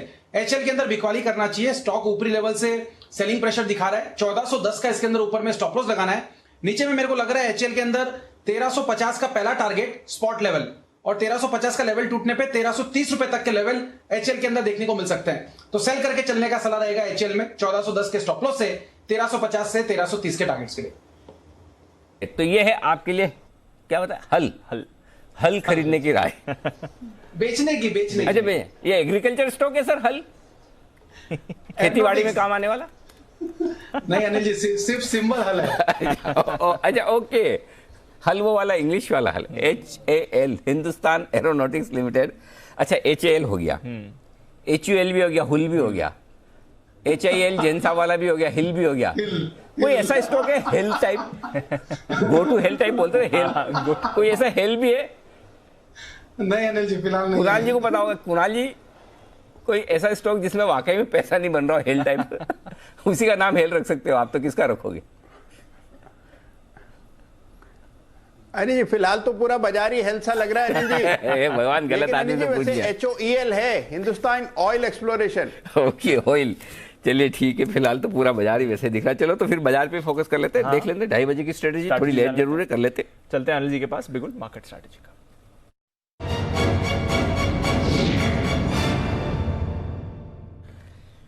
Sir वैसे ग्लोबल मार्केट्स ठीक दिख रहे हैं। डाउ फ्यूचर्स जो सुबह सुस्त थे, डेज हाई पर हैं इस समय 65 अंक ऊपर। नैस्डैक फ्यूचर्स आपको आधे % से ज्यादा की तेजी दिखा रहे हैं। तो अमेरिका का मूड माहौल सुधरते हुए दिख रहा है। यूरोप में ठीक ठाक ट्रेड हो रहा है, कोई ऐसी बड़ी गिरावट या खरीदारी नहीं है, मिला जुला कारोबार है। एशिया आज सुस्त था, बट जो ओपनिंग के लोज थे एशिया में वही होल्ड करके बाजार बंद हुआ, वहां से और गिरा नहीं। तो ग्लोबल मार्केट्स ठीक ठाक है, अमेरिकी फ्यूचर्स थोड़ा एक्शन में आ रहे हैं पॉजिटिव साइड पर, हमारे बाजार कमजोर हैं। क्या करना चाहिए सर? लेना चाहिए, खरीदना चाहिए। खरीदारी का मौका है। क्यों है मैं बताता हूँ, 2 रीजन है दीप। रिस्क एक ही है कि लंबा वीकेंड है जी, और दूसरी रिस्क एक है इस लंबे वीकेंड में 2-3 दिन से अमेरिका भी थोड़ा ढीला सा है। कहीं गलती से अमेरिका और गिर जाए कर जाए तो, और उनके लिए गिरने की जगह भी है क्योंकि वो लाइफ टाइम हाई से 1% ही नीचे है, वो ज्यादा खराब नहीं है। ठीक है, वो रिस्क तो आप हमेशा लेके देखिए, जो अननोन है वो रिस्क हमेशा मार्केट में रहती है। नॉन रिस्क कम है। क्यों कम है बताता हूँ। 18,210 ये आपने हाई बनाया, 17,613 से करेक्शन रिकवरी देख ले, यानी कि 17,600 से 18,200 कितना हुआ आपका 402 600 पॉइंट। 1000 पॉइंट गिरे, 600 पॉइंट रिकवर हो गए, जितना गिरे उसका ऑलमोस्ट 2/3 रिकवर हो गए। रिकवर होके जो अब तक की आपको सबसे लोअर क्लोजिंग मिली थी इस फॉल में 17,671, आज आपने कमोबेश उस बॉटम के आसपास पहुंच गया। तो आज हमारा आपको ध्यान हो तो जो रेंज था कि 17,675 17,750 स्ट्रॉन्ग बाय जोन है, आप लगभग उस बाय जोन में आ गए 17,688। तो ये लेवल बेचने का नहीं है, खरीदने का है। अगर खरीदना है तो, अगर कोई ट्रेड लेना है तो खरीदने का, बेचने का नहीं। फ्रेश मंदी करेंगे, ऐसा नहीं कि नहीं करेंगे। 17,600 टूटेगा तो ओके, 17,600 टूटेगा तो ही अब फ्रेश मंदी करनी है। तो 150 पॉइंट जाए तो जाने दीजिए, यहां पर खरीदना है, शॉर्ट कवरिंग करनी है, हल्की फुल्की खरीदारी करनी है 18,000 तक के टारगेट के लिए फिर से। उसके बाद रिव्यू करेंगे आगे क्या कुछ होता है। क्यों करनी है? क्योंकि मार्केट ओवरसोल्ड है। पिछले 2020 के वो एबनॉर्मल पीरियड छोड़ दो, लेकिन पिछले 8-10 महीनों का अगर आप डीप देखेंगे तो put call ratio almost lowest level पर आया है। अभी थोड़ा सा बढ़ा है, 0.79 0.8 के आसपास है, अदरवाइज थोड़ी देर पहले 0.75 के आसपास था। तो मार्केट ओवरसोल्ड हो चुके हैं। डेफिनेटली आज एक्सपायरी का दिन है जी। तो कह सकते हैं कि एक्सपायरी के दिन थोड़ा जरूरत से ज्यादा ओवरबॉट या जरूरत से ज्यादा ओवरसोल्ड होते हैं। जी हाँ, बिल्कुल होते हैं, लेकिन है तो सही। एक्सपायरी खत्म होने के बाद भी सोमवार को कोई ऐसा तो है नहीं कि आपको पुट कॉल रेशियो 1.1 हो या 1.1 या ऐसा कुछ बड़ा दिखेगा। सो ओवरसोल्ड मार्केट है, इसलिए नीचे की जगह कम है, लेवल फाइनल सपोर्ट पे आ गए। ग्लोबल इतने खराब है नहीं अभी तक, तो ऐसे में बेचना नहीं बनता है, एक रिकवरी का चांस बनता है, खरीदना बनता है। और फॉर ए चेंज रिकवरी में इस बार पहले हम बैंक्स लेना चाहेंगे। बैंक्स लेंगे? हाँ, ओके। क्योंकि बैंक्स ने करेक्शन पहले दिया और बैंक्स ने आज रिकवरी का पहला संकेत कल भी दिया था, आज भी दिया था। रिस्क ज्यादा है, लेकिन जहां रिस्क है वहां पैसा भी है। रिस्क को स्टॉप लॉस के साथ करेंगे। सुबह हमने बैंक निफ्टी का कॉल ऑप्शन दिया था, स्टॉप लॉस ट्रिगर हुआ 60 पॉइंट से, हुआ बिल्कुल हुआ, क्योंकि कुछ अनएक्सपेक्टेड फॉल हो सकते हैं, इसलिए हम कॉल ऑप्शन की बात भी करते हैं, है ना। सो यहां पर अब आप डेटा देख लीजिए, 17,700 के नीचे आप बंद नहीं होंगे, ये इत्मीनान रखिए। 62 लाख शेयरों का ओपन इंटरेस्ट है, हाईएस्ट है तो 17,671 की जो लोएस्ट क्लोजिंग मिली वो आप होल्ड करेंगे। 17,800 ये पार करना मुश्किल है। अगर अब से 20 मिनट तक 3:05 के पहले आप 17,800 को पार कर लेते हैं तो बहुत ही बढ़िया वाली शॉर्ट कवरिंग आएगी, जो 17,850 17,875 आज ही में ले जा सकती है। याद ध्यान से सुनेगा, आज ही ले जा सकती है, आज ही ले जा सकती है। हाँ। वाह। क्यों? क्योंकि 17,800 पर दबाकर कॉल राइटिंग हुई है, 55 लाख शेयरों की आज ही हुई है, 63 लाख शेयर है। तो जब तक 17,800 पार नहीं होता, आज की रेंज बचे हुए समय के लिए 17,700 17,800 है, और 3:05 के पहले 17,800 पार हो गए तो 50-75 पॉइंट की मूव और बनने की जगह बनती है। ये ध्यान में रखिएगा। पॉइंट नंबर 1, 17,900 के ऊपर नहीं जाएंगे आप तुरंत बहुत जल्दी में, हड़बड़ी में, ये भी ध्यान रखिए, क्योंकि वहां पर कॉल रेटिंग तगड़ी वाली है, तो अपसाइड भी लिमिटेड है, लेकिन 17,800 825 तक का बन सकता है। अब आइए बैंक निफ्टी, 37,900 के आसपास आप ट्रेड करें। 37,800 पर हाईएस्ट ओपन इंटरेस्ट, यानी कि आप सपोर्ट के बेहद करीब है, सिर्फ 125 पॉइंट दूर है, और आज का लो भी आपका 37,750 है। तो मुझे लगता है 37,750 नहीं टूटेगा और इसके नीचे क्लोज नहीं होगी, बल्कि मैं ये सोच रहा हूँ कि हो सकता है एक बार 38,000 के आसपास या 38,000 के थोड़ा सा ऊपर क्लोज देने की कोशिश करें बैंक निफ्टी। और अगर 38,000 के ऊपर निकलता है तो बैंक निफ्टी में भी अच्छी शॉर्ट कवरिंग हो सकती है, क्योंकि 29 लाख शेयर 38,000 के कॉल में है। तो 38,000 38,050 ऊपर की रेंज है, 37,750 से 37,800 नीचे की रेंज है। ये रेंज है जिसमें बैंक निफ्टी को ट्रेड करना है। देखते हैं किसी एक और बाहर निकलता है। 17,675 17,700 निफ्टी का सपोर्ट जोन है, नीचे 17,800 825 ऊपर की रेंज है। इसमें अगला 1 घंटा आपको बिताना है। क्लियर है सर। चलिए, रेंज आपके पास आ गई है और अब बॉटम पे है बाजार। फ्रेश यहाँ पर अगर आप चाहें तो खरीदारी के मौके भी मिल रहे हैं। बिल्कुल, और इस बीच में जैन साहब भी हमारे साथ जुड़े हुए हैं और श्रीकांत जी भी मेरे साथ मेरे ख्याल से हमारे साथ आ चुके हैं। जैन साहब से एक बार जरा व्यू लिया जाए, क्योंकि जैन साहब के एक फेवरेट स्टॉक की हम बात कर रहे थे, HIL, हिंदुस्तान माफ किया, हैदराबाद इंडस्ट्रीज लिमिटेड पहले हुआ करता था। जैन साहब, कोई ऐसा मिड कैप स्टॉक जो बढ़िया करेक्ट हो गया हो इस स्पेस का, रैमको, विसा का, आपको तो अच्छी पकड़ है इस पूरे बिजनेस पर भी, पसंद है आपको? बिल्कुल बिल्कुल, बहुत सही सवाल और बहुत सही समय है ये सवाल पूछने का भी। देखिए, एक तो HIL हिल जो है, ये हिल गया है, इसके भाव काफी नीचे आ गए हैं। तो मैं तो यही कहूंगा कि इस स्टॉक को हर गिरावट पे एक्यूमुलेट करना चाहिए, और मुझे लगता है कि ये स्टॉक तो बेस्ट है ही है। इनफैक्ट इस पूरे सेगमेंट में अगर देखिए, बिल्डिंग मटेरियल्स की एक कॉम्प्रिहेंसिव और पोर्टफोलियो ये लोग देने लगे हैं, तो मुझे ये पूरी कंपनी बहुत बढ़िया लगती है। काफी बड़े फंड्स, निवेशक इसमें निवेश किए हैं। और रैमको मैंने ये स्टॉक दिया था, रॉकेट शेयर के तौर पे भी दिया था, बट चला नहीं बहुत ज्यादा, और वहां से नीचे ही है और अच्छे सपोर्ट लेवल्स पे है। तो एवरेस्ट इंडस्ट्रीज है या रैमको है, और जिस तरीके से रूरल हाउसिंग और रूरल डिमांड बढ़ रही है, और मुझे लगता है कि अब ये सीजन भी है, अब इस समय काफी इन चीजों की डिमांड रहती है, लिफ्टिंग होती है, तो आई एम वेरी बुलिश। और मुझे लगता है कि इन स्टॉक्स में इन लेवल्स पे निवेश करते भी हैं, तो वैल्यूएशंस के लिहाज से भी और अगर ओवरऑल रिस्क रिवॉर्ड के लिहाज से भी देखें तो बहुत अच्छे लेवल्स पे है ये। तो बिल्कुल इनको एक्यूमुलेट करें, buy on declines, buy on dips.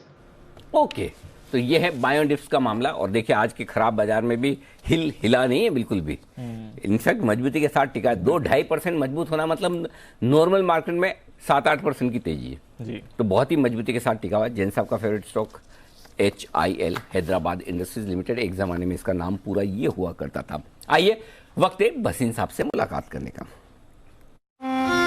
कभी कभी खुशी के लिए कुछ ज्यादा नहीं, एक अनजान दोस्त ही काफी है। EBIX कैश हर खुशी के लिए काफी है।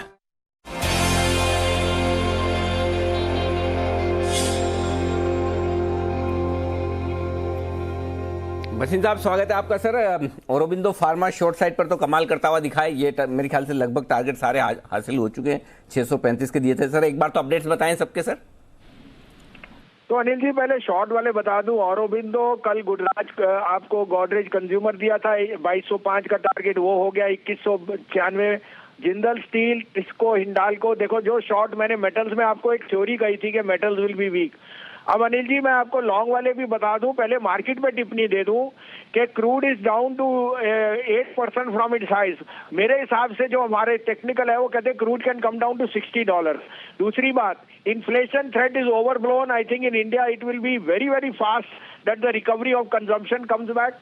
3, हमारा रुपया बहुत स्ट्रांग है, डॉलर हो रहा है नहीं हो रहा, और डॉलर की अब मुझे स्ट्रेंथ खत्म लग रही है। तो मुझे लगता है मैं अभी बैंक निफ्टी पे 2000 पॉइंट की तेजी खड़ी देख रहा हूं, और मुझे लगता है इससे अच्छा टाइम ही नहीं है। ऑयल इज लो, इन्फ्लेशन लो।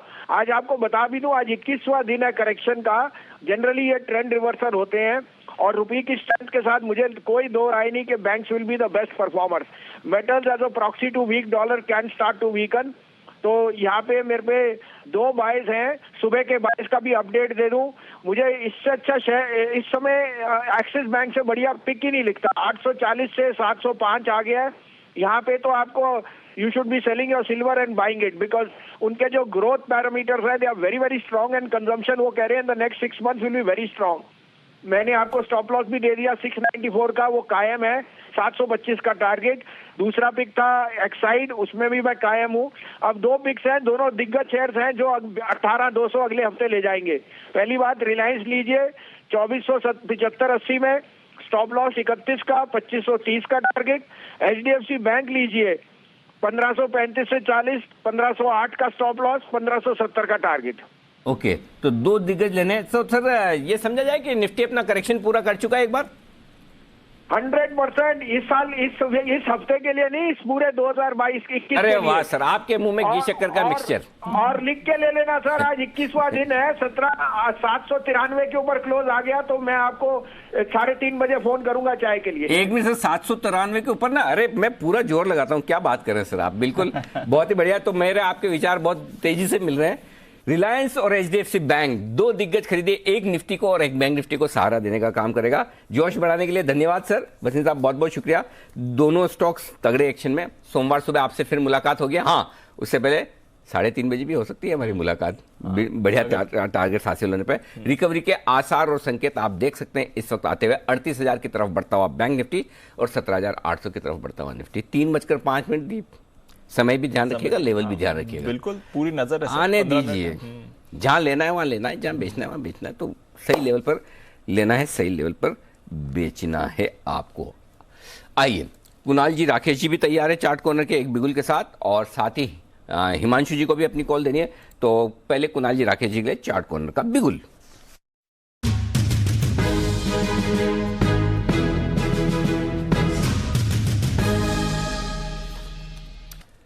बताएं सर।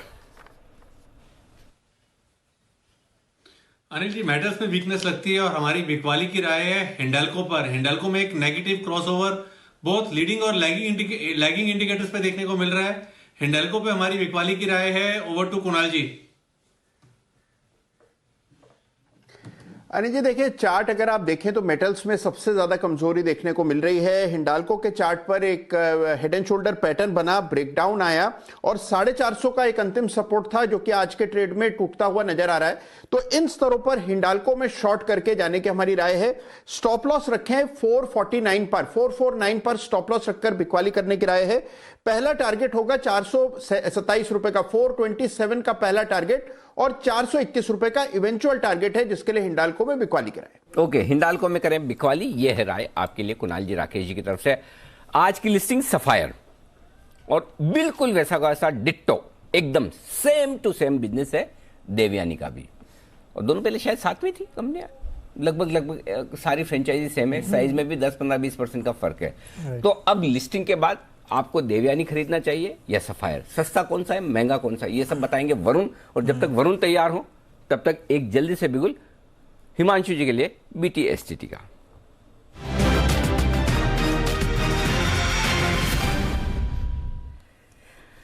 बताएं sir. Anil ji, sell side का ही एक और स्टॉक है, सेल करना है बीपीसीएल को। तो अनिल जी, अगर आप इसका डेली चार्ट देखें तो एक perfect text book head and shoulder top का ब्रेकडाउन यहाँ पर विजिबल है, जो कि on the verge of happening है, जिन लेवल्स पे ये स्टॉक अभी खड़ा हुआ है। साथ ही साथ स्टॉक ने पिछले 2 या 3 अटेम्प्ट्स में 408 409 रुपए के आसपास मल्टीपल टाइम सपोर्ट्स लिया था, उसके भी नीचे यहाँ पर आज ये स्टॉक निकल रहा है। और तीसरी इंपॉर्टेंट बात कि चुंबकीय इफेक्ट 200 दिन की मूविंग एवरेज का, जो कि लगभग 398 400 रुपए के आसपास है, वो इसको अपनी तरफ खींच रही है। मुझे लगता है इन सबको देखते हुए यहाँ पर कम से कम यहाँ से 7-8 रुपए तक के लिए बीपीसीएल में एक बिकवाली का ट्रेड बनता है। 398 396 तक के टारगेट्स, जो कि शायद आज या फिर मंडे के सेशन में देखने को मिल सकते हैं। और ओवरऑल अगर ये 400 रुपए के नीचे चलना शुरू होता है, सस्टेन करना शुरू होता है, तो जो हेड एंड शोल्डर टॉप जिसकी मैंने बात करी, उसके टारगेट्स लगभग 360 350 रुपए तक के भी यहाँ पर आ सकते हैं। तो 410 रुपए के ऊपर के स्टॉप लॉस के साथ बीपीसीएल शॉर्ट करने की सलाह है।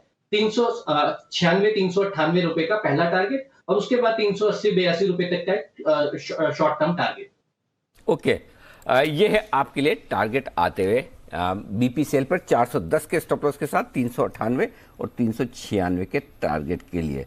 आइए वरुण से भी हम बात करेंगे, तब तक एक बार जैन साहब से के पास भी मैं पहुंचता हूँ। जैन साहब, वैसे तो अभी तक देखो कितना टाइम हो गया, 55 मिनट में आपका एक ही बार नंबर आया है, राइट? है ना? तो आपको भी पता है कि मेरा ज़्यादा नंबर तो आएगा नहीं, मैं कॉल्स लेता नहीं हूँ। अगर आपको ये लगे, जैसे दूसरे सब लोग बोल रहे हैं, आपको कभी कभी ये मन में आता होगा ना कि अनिल जी अगर मुझे कुछ पूछेंगे तो मैं इसका जवाब दूंगा, या अगर अनिल जी मुझे खाली बोलते कि आप जैन साहब कुछ तो बोलो तो मैं इस शेयर पे बोलूंगा, ऐसा सोचते हो आप? बिल्कुल बिल्कुल अनिल जी, तो ऐसा बोलो लगता है कई बार। ये कई बार ऐसा होता है कई बार ऐसा होता है जब हम शो देख रहे होते हैं और हम पैनल में नहीं होते, उस टाइम पे जब टीवी पे नहीं होते हैं, तब मैं बहुत सोचता हूँ कि इसका आंसर मैं कैसे देता। ये पैनलिस्ट ने, ये एनालिस्ट ने अगर ये आंसर दिया, अनिल जी ने इसके बारे में ये बोला, तो मैं कैसा बोलता। आज भी जैसे अगर कोई पर्टिकुलर कोई उस पर बात हो रही थी, तो मतलब इसका आंसर में, जैसे पेटीएम की अगर बात हो रही थी, तो मैं देखिए मेरा एक मतलब जब विजय शेखर शर्मा जी बोल रहे थे, तो मेरा ये सौभाग्य रहा था कि टाई मतलब द इंडस एंटरप्रेन्योर्स में उसका मेंबर भी हूं, और ये भी मेंबर है। और जयपुर में एक इवेंट हुआ था स्मैशअप बोल के, हमारे टाई राजस्थान करती है, तो उसमें मुझे एक अच्छा सौभाग्य प्राप्त हुआ कि मैं विजय शेखर जी के साथ 3 घंटे एक साथ हम लोग एक ही सोफा पे बैठे और बहुत सारी बातें डिस्कस किए। और ये बात है 7-8 अक्टूबर 2015, और उसके बाद डिमोनेटाइजेशन है, नवंबर 8 के बाद पूरी दुनिया बदल गई और पेटीएम चारों तरफ हो गया, और आज पेटीएम देखिए कैसा है। तो उस टाइम पे मैं ये सोचा था कि काश मुझे मौका मिले बोलने का और ये कहानी में बता सकता। तो बढ़िया कहानी जैन साहब की तरफ से, और of course goes to show कितना एक्सपीरियंस है और कितने बढ़िया नेटवर्क है जैन साहब का इस पूरे मार्केट में। पर आइए, श्रीकांत जी भी हमारे साथ जुड़ गए हैं। श्रीकांत जी, गुड आफ्टरनून, और बिगुल बीटीएसटी का।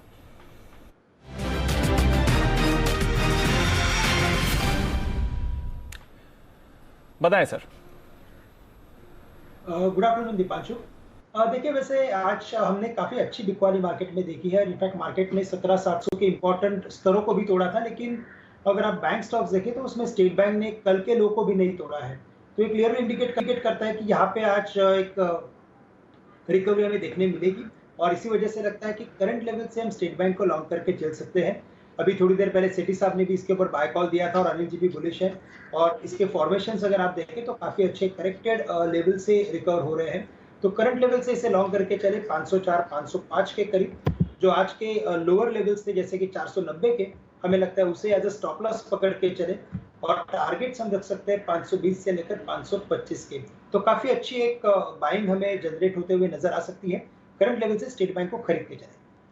ओके, तो एसबीआई ये लगातार फोकस में आ रहा है, अनिल जी की पसंद है। अभी थोड़ी देर पहले यहाँ पर सेठी जी की कॉल आई थी, और अब श्रीकांत जी की तरफ से भी आ रहा है। तो पोजिशनल बेसिस पर भी एसबीआई पर रखें नजर। 520 525 के टारगेट, जिसके बारे में कल अनिल जी भी बात कर रहे थे, ये आपको आते हुए दिख सकते हैं। बैंक्स में है एक्शन। बैंक निफ्टी पूरी तरह रिकवर होकर अब पॉजिटिव टेरिटरी में आ गया है। पूरा रिकवर 50 पॉइंट ऊपर, 50 पॉइंट ऊपर। वाह, जबरदस्त है, क्या बात है। आपकी स्ट्रैटेजी का इंतजार था। बड़ा आज्ञाकारी हो गया आजकल बड़े समय बाद। जबरदस्त रिकवरी आई, थैंक गॉड। चलो, टाइमली हो गया। हालांकि मैं ये सोच रहा था कि क्योंकि पेटीएम का इंटरव्यू कर रहे थे 2 बजे, और उससे जस्ट पहले उस समय रिकवरी शुरू हुई। अब इंटरव्यू के बीच में भी बोले तो अच्छा नहीं लगता, है ना? लग रहा है कि बढ़ने वाला है, फिर भी चलो, बेटर लेट देन नेवर। तो फिर भी सही टाइम नहीं हो गया। तो अच्छा, कम से कम एक चीज़ है कि लोगों ने बेचा तो नहीं होगा ना दीप? हाँ, बेचा नहीं होगा, मतलब कम से कम आप रुक गए, वो बड़ी बात है। तो जो हम कह रहे थे 3:05 के पहले ही हो गया काम, देखो 38,000 भी हो गया, 17,800 भी हो गया, तो 17,850 875 तो होना ही है, और ये 38,200 300 की रेंज में। फिर उसके बाद देखते हैं क्या कुछ होता है, 1 by 1। अच्छा, आज लिस्टिंग हुई है भाई सफायर की, और थोड़े दिनों पहले लिस्टिंग हुई थी देवयानी की जी। ठीक है, जज है हमारे जैन साहब को जज बनाते हैं, बिल्कुल। जैन साहब वैसे बहुत फ्री हैं आज पूरे घंटे भर से। एक सवाल, दोनों सवाल हमने जो पूछे वो फॉर्मेलिटी के लिए पूछे, देखो ईमानदारी की बात, नहीं भी पूछते तो काम चल सकता था। HIL का अभी कौन सा पूछा सर? हाँ, अभी तो ऐसे ही पूछा था खुले ही। हाँ, जैन साहब जो आपकी मर्जी हो वो बोल दो, ठीक है ना? तो जैन साहब अब ये वाला सीरियस सवाल है, आप जज है और वरुण बता रहे हैं देवयानी इंटरनेशनल और सफायर दोनों में क्या समानताएं हैं, दोनों में क्या फर्क है, और दोनों में से कौन सी कंपनी सिमिलर बिजनेस मॉडल के होने की वजह से आपके पास होनी चाहिए? वरुण बताइए पूरी रिसर्च। डेफिनेटली अनिल जी, तो सबसे बड़ी समानता तो एक ही, यम ब्रांड्स के जो ब्रांड्स है वो दोनों बेचते हैं। अब डिफरेंस क्या है? डिफरेंस ये है कि एक के पास एक ब्रांड ज़्यादा है, दूसरे के पास 2 ज्योग्राफीज जो है वो ज़्यादा है। मैं बात कर रहा हूँ देवयानी की, क्योंकि दोनों के पास अगर आप देखेंगे तो KFC, पिज़्ज़ा हट और टैको बेल, ये 3 ब्रांड्स है। लेकिन देवयानी के पास एक कोस्टा कॉफ़ी ज़्यादा है, और सफायर के पास 2 ज्योग्राफीज यानी कि श्रीलंका और मालदीव्स, ये 2 ज्योग्राफीज है जहाँ पे वो ज़्यादा अपना कारोबार जो है वो करती है। अब दोनों के बीच में कंपैरिजन करेंगे तो नंबर ऑफ स्टोर्स के लिहाज से देखेंगे तो देवयानी ऑलमोस्ट सफायर से दुगना है। जहां सफायर के पास 482 स्टोर्स है, देवयानी के पास करीब 803 स्टोर्स है। हालांकि सेल्स पर स्टोर्स के हिसाब से अगर आप देखेंगे तो सफायर जो है वो ज़्यादा सेल्स करता है। FY21 की आप सेल्स ले लीजिए, सफायर की सेल्स 1020 करोड़ की थी, देवयानी की करीब 1135 करोड़ के आसपास की सेल्स थी। तो अगर आप पर स्टोर सेल्स देखेंगे तो सफायर की सेल्स जो है वो ज़्यादा बेटर है, लेकिन मार्जिन जो है वो देवयानी ज़्यादा कमाता है। 20% के आसपास के मार्जिन जो है वो देवयानी के हैं, सफायर के करीब 12.3% के आसपास के हैं। हालांकि पिछले 2 साल से अगर आप देखेंगे तो दोनों कंपनियों ने डीग्रोथ किया है। सफायर ने 7.6% के आसपास की और देवयानी ने 6.9% के आसपास की डीग्रोथ की है। अब आते हैं अगला और इंपॉर्टेंट पैरामीटर, और वो है कहीं ना कहीं वैल्यूएशन का पैरामीटर। देखिए, दोनों कंपनियां जब लिस्ट हुई थी तो दोनों कंपनियां लॉस मेकिंग थी। हालांकि देवयानी जो है वो अब प्रॉफिट में आ चुका है समय से पहले, लेकिन अगर जो प्रॉफिट के पैरामीटर्स है उनको छोड़ के अगर आप इनको मापेंगे तो मार्केट कैप टू सेल्स के लिहाज से अगर आप देखेंगे तो सफायर काफ़ी सस्ता है, 7.4 टाइम्स के आसपास है, जबकि देवयानी जो है करीब 17 टाइम्स के आसपास है। Price to book value Sapphire 15 times के आसपास है, जबकि देवयानी 36.5 के आसपास है। EV बाय एबिटा 56 सफायर का है, देवयानी का करीब 77 के आसपास है। तो हर पैरामीटर पे अगर आप देखेंगे तो देवयानी जो है वैल्यूएशन के सफायर जो है वैल्यूएशन के लिहाज से अगर आप देखेंगे तो देवयानी से आधे पे ट्रेड करता है। बट सिर्फ एक ही चीज़ देवयानी में अच्छी है, वो प्रॉफिट में आ चुके हैं, और सफायर अभी तक प्रॉफिट में नहीं आया। अगर मेरे ख्याल से अगर वो भी ऑपरेटिंग लेवल पर प्रॉफिट में, ऑपरेटिंग लेवल पे ये भी प्रॉफिट में। मैं वही सोच रहा था कि अगर देवयानी के प्रॉफिट में आने के बाद सफायर ने IPO लाया होता तो और अच्छे वैल्यूएशन शायद मिल जाती, ये सोच के कि जल्दी ये भी प्रॉफिट में आ सकते हैं। नहीं, देवयानी तो अभी पिछली बार में आ गया ना, इसी क्वार्टर में, पहले बार प्रॉफिट में आया, समय से पहले आ गया। और सेम स्टोर सेल्स ग्रोथ भी देख रहा था अनिल जी मैं पिछले क्वार्टर की, नो डाउट देवयानी की ज्यादा अच्छी थी, करीब 250 के आसपास की सेम स्टोर सेल्स थी लो बेस के चलते। सफायर की भी करीब 148 के आसपास KFC में और पिज़्ज़ा हट में जो सेम स्टोर सेल्स ग्रोथ थी 72 से 140 के आसपास की थी। जैन साहब सुनाए अपना ऐतिहासिक फैसला। देखिए अनिल जी, कहीं ना कहीं मुझे भी सफायर ज्यादा समझ में आता है, क्योंकि देखिए मैं ज्योग्राफी को ज्यादा महत्व दूंगा, और देवयानी कितने दिनों बाद कहीं न कहीं आया है, हम तो हमारे कान तरस गए सुनने के लिए कहीं न कहीं। हाँ, कहीं न कहीं, हाँ। आमतौर पर जैन साहब कहीं न कहीं तब बोलते जब एकदम श्योर नहीं होते किसी बात को लेकर। जी जैन साहब आप बताएं। मैंने तो कॉन्शियसली कहीं ना कहीं, जब से आपने मस्ती की पाठशाला में मेरा एक दिन वो किया था ना लेग पुलिंग, तो मैंने कॉन्शियसली थोड़ा कहीं ना कहीं को थोड़ा कम करने लगा था। बट फिर भी कहीं ना कहीं ये है कि दोनों कंपनी देखिए ऐसा जी, बट ये दोनों कंपनियां ऐसी है कि मैं चला कर तो देखिए रेकमेंड नहीं करूंगा वेरी फ्रेंकली, चूंकि आपने मुझे पूछा है और मेरे को जज बनाया और मुझे ऑप्शन एक चुनने के लिए कहा, तो मैंने सफायर फूड्स दिया है। और सफायर फूड्स देखिए रीजन है कि देखिए एक तो ज्योग्राफी को मैं ज्यादा महत्व दूंगा, और फिर ठीक है दूसरी बात यह कि पर स्टोर जो सेल्स है वो सफायर में ज्यादा है, और दूसरा जो मार्केट कैप टू सेल्स, क्योंकि आजकल देखिए ये पी का तो जमाना रहा नहीं, अब आजकल तो मार्केट कैप टू सेल्स ही देख लीजिए वो ज्यादा देखने लगे, क्योंकि ये जो न्यू एज, न्यू फॉर्मेट वाली, न्यू इकोनॉमी वाली जो कंपनियां हैं, जो कि मुझे तो बहुत ज्यादा समझ में नहीं आती है, बट स्टिल ये तो फिर भी इनके पास तो बिजनेस है, बाकी कई सारे जो लिस्टिंग्स हो रही है वहां नहीं है। So I will always be very very cautious, और मैं सबको कॉशन करना भी चाहता हूं कि प्लीज ऐसे अननेसेसरली इन स्टॉक्स में मत घुसे, इनके वैल्यूएशंस बहुत महंगे हैं, आपको बहुत सूझबूझ के साथ घुसना पड़ेगा और थोड़ा थोड़ा लीजिए। आज अजय बग्गा जी ने एक बहुत अच्छी बात कही कि आप पोर्टफोलियो का 1% लीजिए। अगर आप 8 से 10% एक स्टॉक में लगाते हैं, यहाँ पे 1% लगाइए, तो at least you don't miss the bus also, and कहीं ना कहीं आपको फायदा मिल जाए। सो मेरे हिसाब से सफायर फूड्स को मैं एक बार ज्यादा वेटेज दूंगा। और दूसरी बात ये भी है कि बहुत अच्छा खासा देवयानी इंटरनेशनल पिछले कुछ दिनों में मूव हो चुका है, क्योंकि सफायर फूड का रिस्पॉन्स और लिस्टिंग को उम्मीद में देवयानी चल चुका है। So I will be more comfortable with Sapphire. तो ये है आपके लिए राय इस समय। देवयानी ऑलरेडी प्रॉफिट में आ गई, और हमने देखा, अनिल जी बात भी कर रहे थे, री रेटिंग कैंडिडेट बन सकता है। हमने देखा क्या हुआ। सफायर अभी थोड़ा वक्त है, बट अच्छी लिस्टिंग हुई है और गेन्स भी अपनी होल्ड कर रहा है। मेरे को लगता है सफायर ज्यादा आगे जाकर साइज वाला ही थोड़ा सा इशू है। करेक्ट, वो धीरे धीरे ठीक हो जाएगा, और जैसे ये भी प्रॉफिटेबल होगा ना, इसी चीज पर नजर रखनी कब प्रॉफिटेबल होता है। वैसे हो जाएगा, क्योंकि मैंने जब आईपीओ किया था तो मैंने देखा था, आईपीओ का कवरेज किया था तो मैंने देखा था कि ऑपरेशनल लेवल पर प्रॉफिटेबल है, तो दिक्कत वाली बात ज्यादा नहीं। By the way sir, Paytm lower circuit 20%, listing price से 20%। हाँ, लिस्टिंग प्राइस से 20%। अच्छा हो गया। मैनेजमेंट कॉन्फिडेंस नहीं दे पा रहा है, ऐसा लग रहा है मामला, है ना। ठीक है, थोड़ा निराश है। 1560। ओके, कुछ ज्यादा ही गिरा। मैंने इतना नहीं सोचा, मैं सोचा 15 से 20% ज्यादा गिर सकता है, 15-20% से ज्यादा, मतलब इशू प्राइस से 15-20% में सोचा था मैक्सिमम, बट उससे ज्यादा गिरा। मार्केट का मूड माहौल भी एक फैक्टर हो सकता है। मार्केट से तो डीप फर्क अपार्ट नहीं फ्रॉम पड़ता, मार्केट से क्या फर्क पड़ता है, ऐसे देखा जाए इतने बड़े उसको। बट पॉइंट यही है कि सिंपल सी बात है, थोड़ा वैल्यूएशन कम रखो ना, कम रखते हैं तो ज्यादा फायदा होता है। एनीवे, और दूसरा क्या कि पहले दिन अगर चाल बिगड़ जाए ना आईपीओ की, तो फिर वो बाद में लंबा टाइम लगेगा, क्योंकि यही सेम चीज मुझे याद है, कोल इंडिया, आईडीबीआई बैंक, और भाई साहब पूछो मत कितने साल लगे वापस इश्यू प्राइस आने में। हालांकि ये बड़ी साइज के नहीं थे, लेकिन कई बार ऐसा होता है कि उन इश्यू में फिर बड़ा मामला मुश्किल हो जाता है थोड़ा लोगों के लिए। एनीवे, एक इंटरेस्टिंग रिसर्च भी है सर जी, ये जो बड़ी आईपीओस की आप बात कर रहे हैं, कैसी रहती है इनकी परफॉर्मेंस लिस्टिंग के बाद, थोड़ी देर में इस पर भी करेंगे फोकस। बट ये एक फैक्टर है, कुछ बड़े आईपीओ जो कुछ ये छोड़ो ना यार, एक अच्छा शेयर दिख पता है यार, थोड़ा मूड ठीक हो जाए। बोलिए। शेयर भी क्या देखना, छोड़ो, एक्सचेंज ही देखते हैं पूरा। एक्सचेंज देखें, लाइए जरा बीएसई 1600 दर्शन कर लीजिए, पहली बार 1600 के पार, 1615 का हाई बनाता हुआ बीएसई। बढ़िया, जो अच्छा है वो अच्छा ही है, शानदार है। श्रीकांत जी को मौका दिया जाए चार्ट्स देखने का। श्रीकांत जी, खुले नीले आकाश में बीएसई, बताएं सर कोई लेवल्स अगर आपको समझ में आ रहे हैं, ऊपर कितना जा सकता है? इनफैक्ट इसके चार्ट को मैं जब देखता हूं तो मुझे एक ही बात समझ में आती है कि अभी जैसे आपने बताया वैसे कि लाइक खुला नीला आकाश है, तो sky is the limit, but अभी लिमिट ही नहीं है कोई। 1600-1500 के लेवल्स में काफी अच्छा कंसोलिडेट करने के बाद इस स्टॉक ने अपने वापस ट्रेंड को पकड़ा है।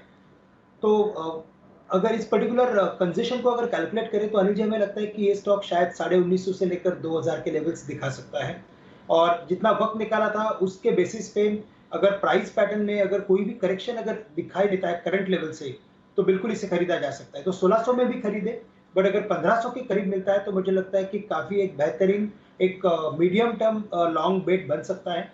तो करंट लेवल से लॉन्ग करें, 1500 के करीब लॉन्ग करें, 1450 का स्टॉप लॉस रखें, और 2000 के टारगेट्स के लिए इसे राइड करें। ये है बीएसई, और फेवरेट रहा है बीएसई हमारे सारे एक्सपर्ट्स का भी बार बार लगातार। तो एक बार जैन साहब राय दे, 1600 रुपए में है हिम्मत बीएसई खरीदने की? नहीं, बिल्कुल हिम्मत है अनिल जी। इस स्टॉक को तो देखिए, मैं खाते जाते उठते बैठते हरदम इन स्टॉक्स को तो पूरा देखते ही हैं, क्योंकि देखिए बचपन से ही बोलूंगा मैं, तो आज तो बचपन का शो भी है। तो MCX, NCDEX, NSE, BSE, CDSL, ये पूरे इकोसिस्टम का एक इंपॉर्टेंट पार्ट रहे हैं। बीइंग अ मेंबर ऑल्सो, कुछ मैं एसोसिएशन से भी जुड़ा हुआ हूं, तो हम लोग और भी कई बार नजदीक से देख पाते हैं और चीजों को और समझ पाते हैं। तो मैं तो कहता हूं कि बीएसई बस एनएसई का इंतजार है। जिस दिन एनएसई का आईपीओ की बातचीत आएगी, लॉन्च होगा, उस दिन देखिए बीएसई और क्या होने वाला। और मैं तो देख रहा हूं मैंने, आपने, सेठी साहब ने, सारे पैनल में आई थिंक एक एक जनों ने, और आज भी शायद एसपीएल मिड कैप में भी स्टॉक के बारे में बात हुई है, तो भयंकर कॉन्विक्शन है। मुझे लगता है कि 1800-2000 तो ऐसे ही हो जाएगा, और बहुत सस्ता अभी भी, और क्योंकि इतने सारे दूसरे यहाँ पे थर्ड पार्टी रेवेन्यूज का भी है, इंश्योरेंस का इनका एंट्री हुई है, तो मुझे लगता है कि बहुत जबरदस्त करेगा। और पेटीएम को जो वैल्यूएशंस मिल रहे हैं, कहीं ना कहीं कुछ बिजनेसेस इनके भी पेटीएम के जैसे, क्योंकि वो लोग भी म्यूचुअल फंड्स को डिस्ट्रीब्यूट कर रहे हैं, वो लोग भी इंश्योरेंस को डिस्ट्रीब्यूट करेंगे, थर्ड पार्टी जो प्रोडक्ट्स है, थर्ड पार्टी का डिस्ट्रीब्यूशन बीएसई का भी जबरदस्त है। ये एक नया एंगल है, क्योंकि बीएसई का मैनेजमेंट को जब भी हम सुनते हैं तो वो लोग थर्ड पार्टी डिस्ट्रीब्यूशन को भी बहुत बड़ा प्रोडक्ट बना चुके हैं और स्ट्रैटेजी बना चुके हैं, क्योंकि इनके साथ इतने सारे स्ट्रॉन्ग मेंबर्स जुड़े हुए हैं। तो आई थिंक ये लोग के पास बहुत बड़ा एज है। एंड जो पेटीएम एक्चुअली अपने बिजनेस मॉडल बना रही है, जो बोलते हैं ना कि हम प्लेटर दे रहे हैं, पूरी थाली दे रहे हैं, तो इनके पास तो थाली भी है, और इनके पास थाली खाने वाले लोग, अटेंडीज भी हैं, सारे पार्टिसिपेंट जैसे हम हैं वो हैं। तो मुझे लगता है कि बीएसई 1600 के पार भी होगा, 2000 के पार भी होगा, और आने वाले सालों में और भी अच्छा होगा। So buy and forget story, buy and forget story है। अगर आपने विश्वास किया हो, जब पिछले साल से अनिल जी का भरोसा है, बल्कि 2 साल पहले दिवाली से ही भरोसा आ रहा है अनिल जी का, बढ़िया गेंस आए हैं और आगे भी गेंस आते रहेंगे, थोड़ा उतार चढ़ाव चलता रहेगा, बट जबरदस्त एक्शन इन काउंटर्स में है। पर आइए, वीकली एक्सपायरी है आज, पर उससे पहले बैन से बेनिफिट कौन से स्टॉक्स हैं जो बैन लिस्ट से बाहर आ सकते हैं या फ्रेश एंट्री के कैंडिडेट्स हैं, आइए जानते हैं आशीष के साथ।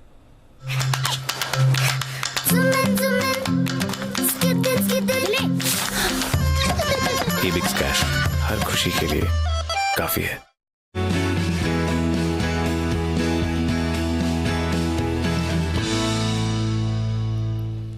What a busy day, Ashish. Sir बिल्कुल, काफी इसीलिए 3 दिन की छुट्टी दी जा रही है। ऐसा लग रहा है कि आपने आज काम काफी किया है। बिल्कुल सर, और काफी सारे अपडेट्स आ रहे हैं। पहले तो ये बताओ कि बैन से बाहर किसे निकाल, कितने अभी? 7 6 स्टॉक है। 6 हैं। 6 स्टॉक है। तो किससे बाहर निकाल? एक का तो पक्का है, किसका? बाहर आ जाएगा, IRCTC 75% हो गई है मार्केट वाइड पोजीशन लिमिट, तो पक्का बाहर आ जाएगा। दूसरा है बॉर्डर लाइन पर है, थोड़ी संभावना कम है क्योंकि 1-8% पे भी रुक जाता है। इंडियाबुल्स हाउसिंग फाइनेंस जो है परमानेंट मेंबर है, तो 81% है, अभी 80% से नीचे नहीं आई है, लेकिन थोड़ा समय बचा हुआ है, तो उम्मीद है कि इंडियाबुल्स हाउसिंग फाइनेंस बैन से बाहर आ भी सकता है, नहीं भी आए, नहीं भी आएगा। IRCTC मतलब सोमवार के लिए एक स्टॉक तो हमारे पास हो गया डिस्कस करने के लिए। पक्का IRCTC से डिस्कस करने को मिलेगा।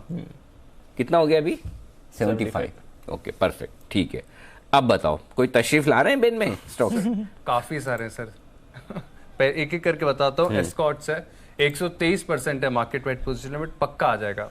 दूसरा स्टॉक है अदानी पोर्ट्स, इसका तो आना बनता है। हाँ, इसका बनता है। एस्कॉर्ट्स आज बैन में नहीं आया, तो मेरे ख्याल से 2-3 दिन पहले तो निकला ही था। अभी रिसेंटली निकला सर। ठीक है, तो पहला तो आप बोल रहे हैं एस्कॉर्ट्स पक्का ही आएगा, 123% आने दो।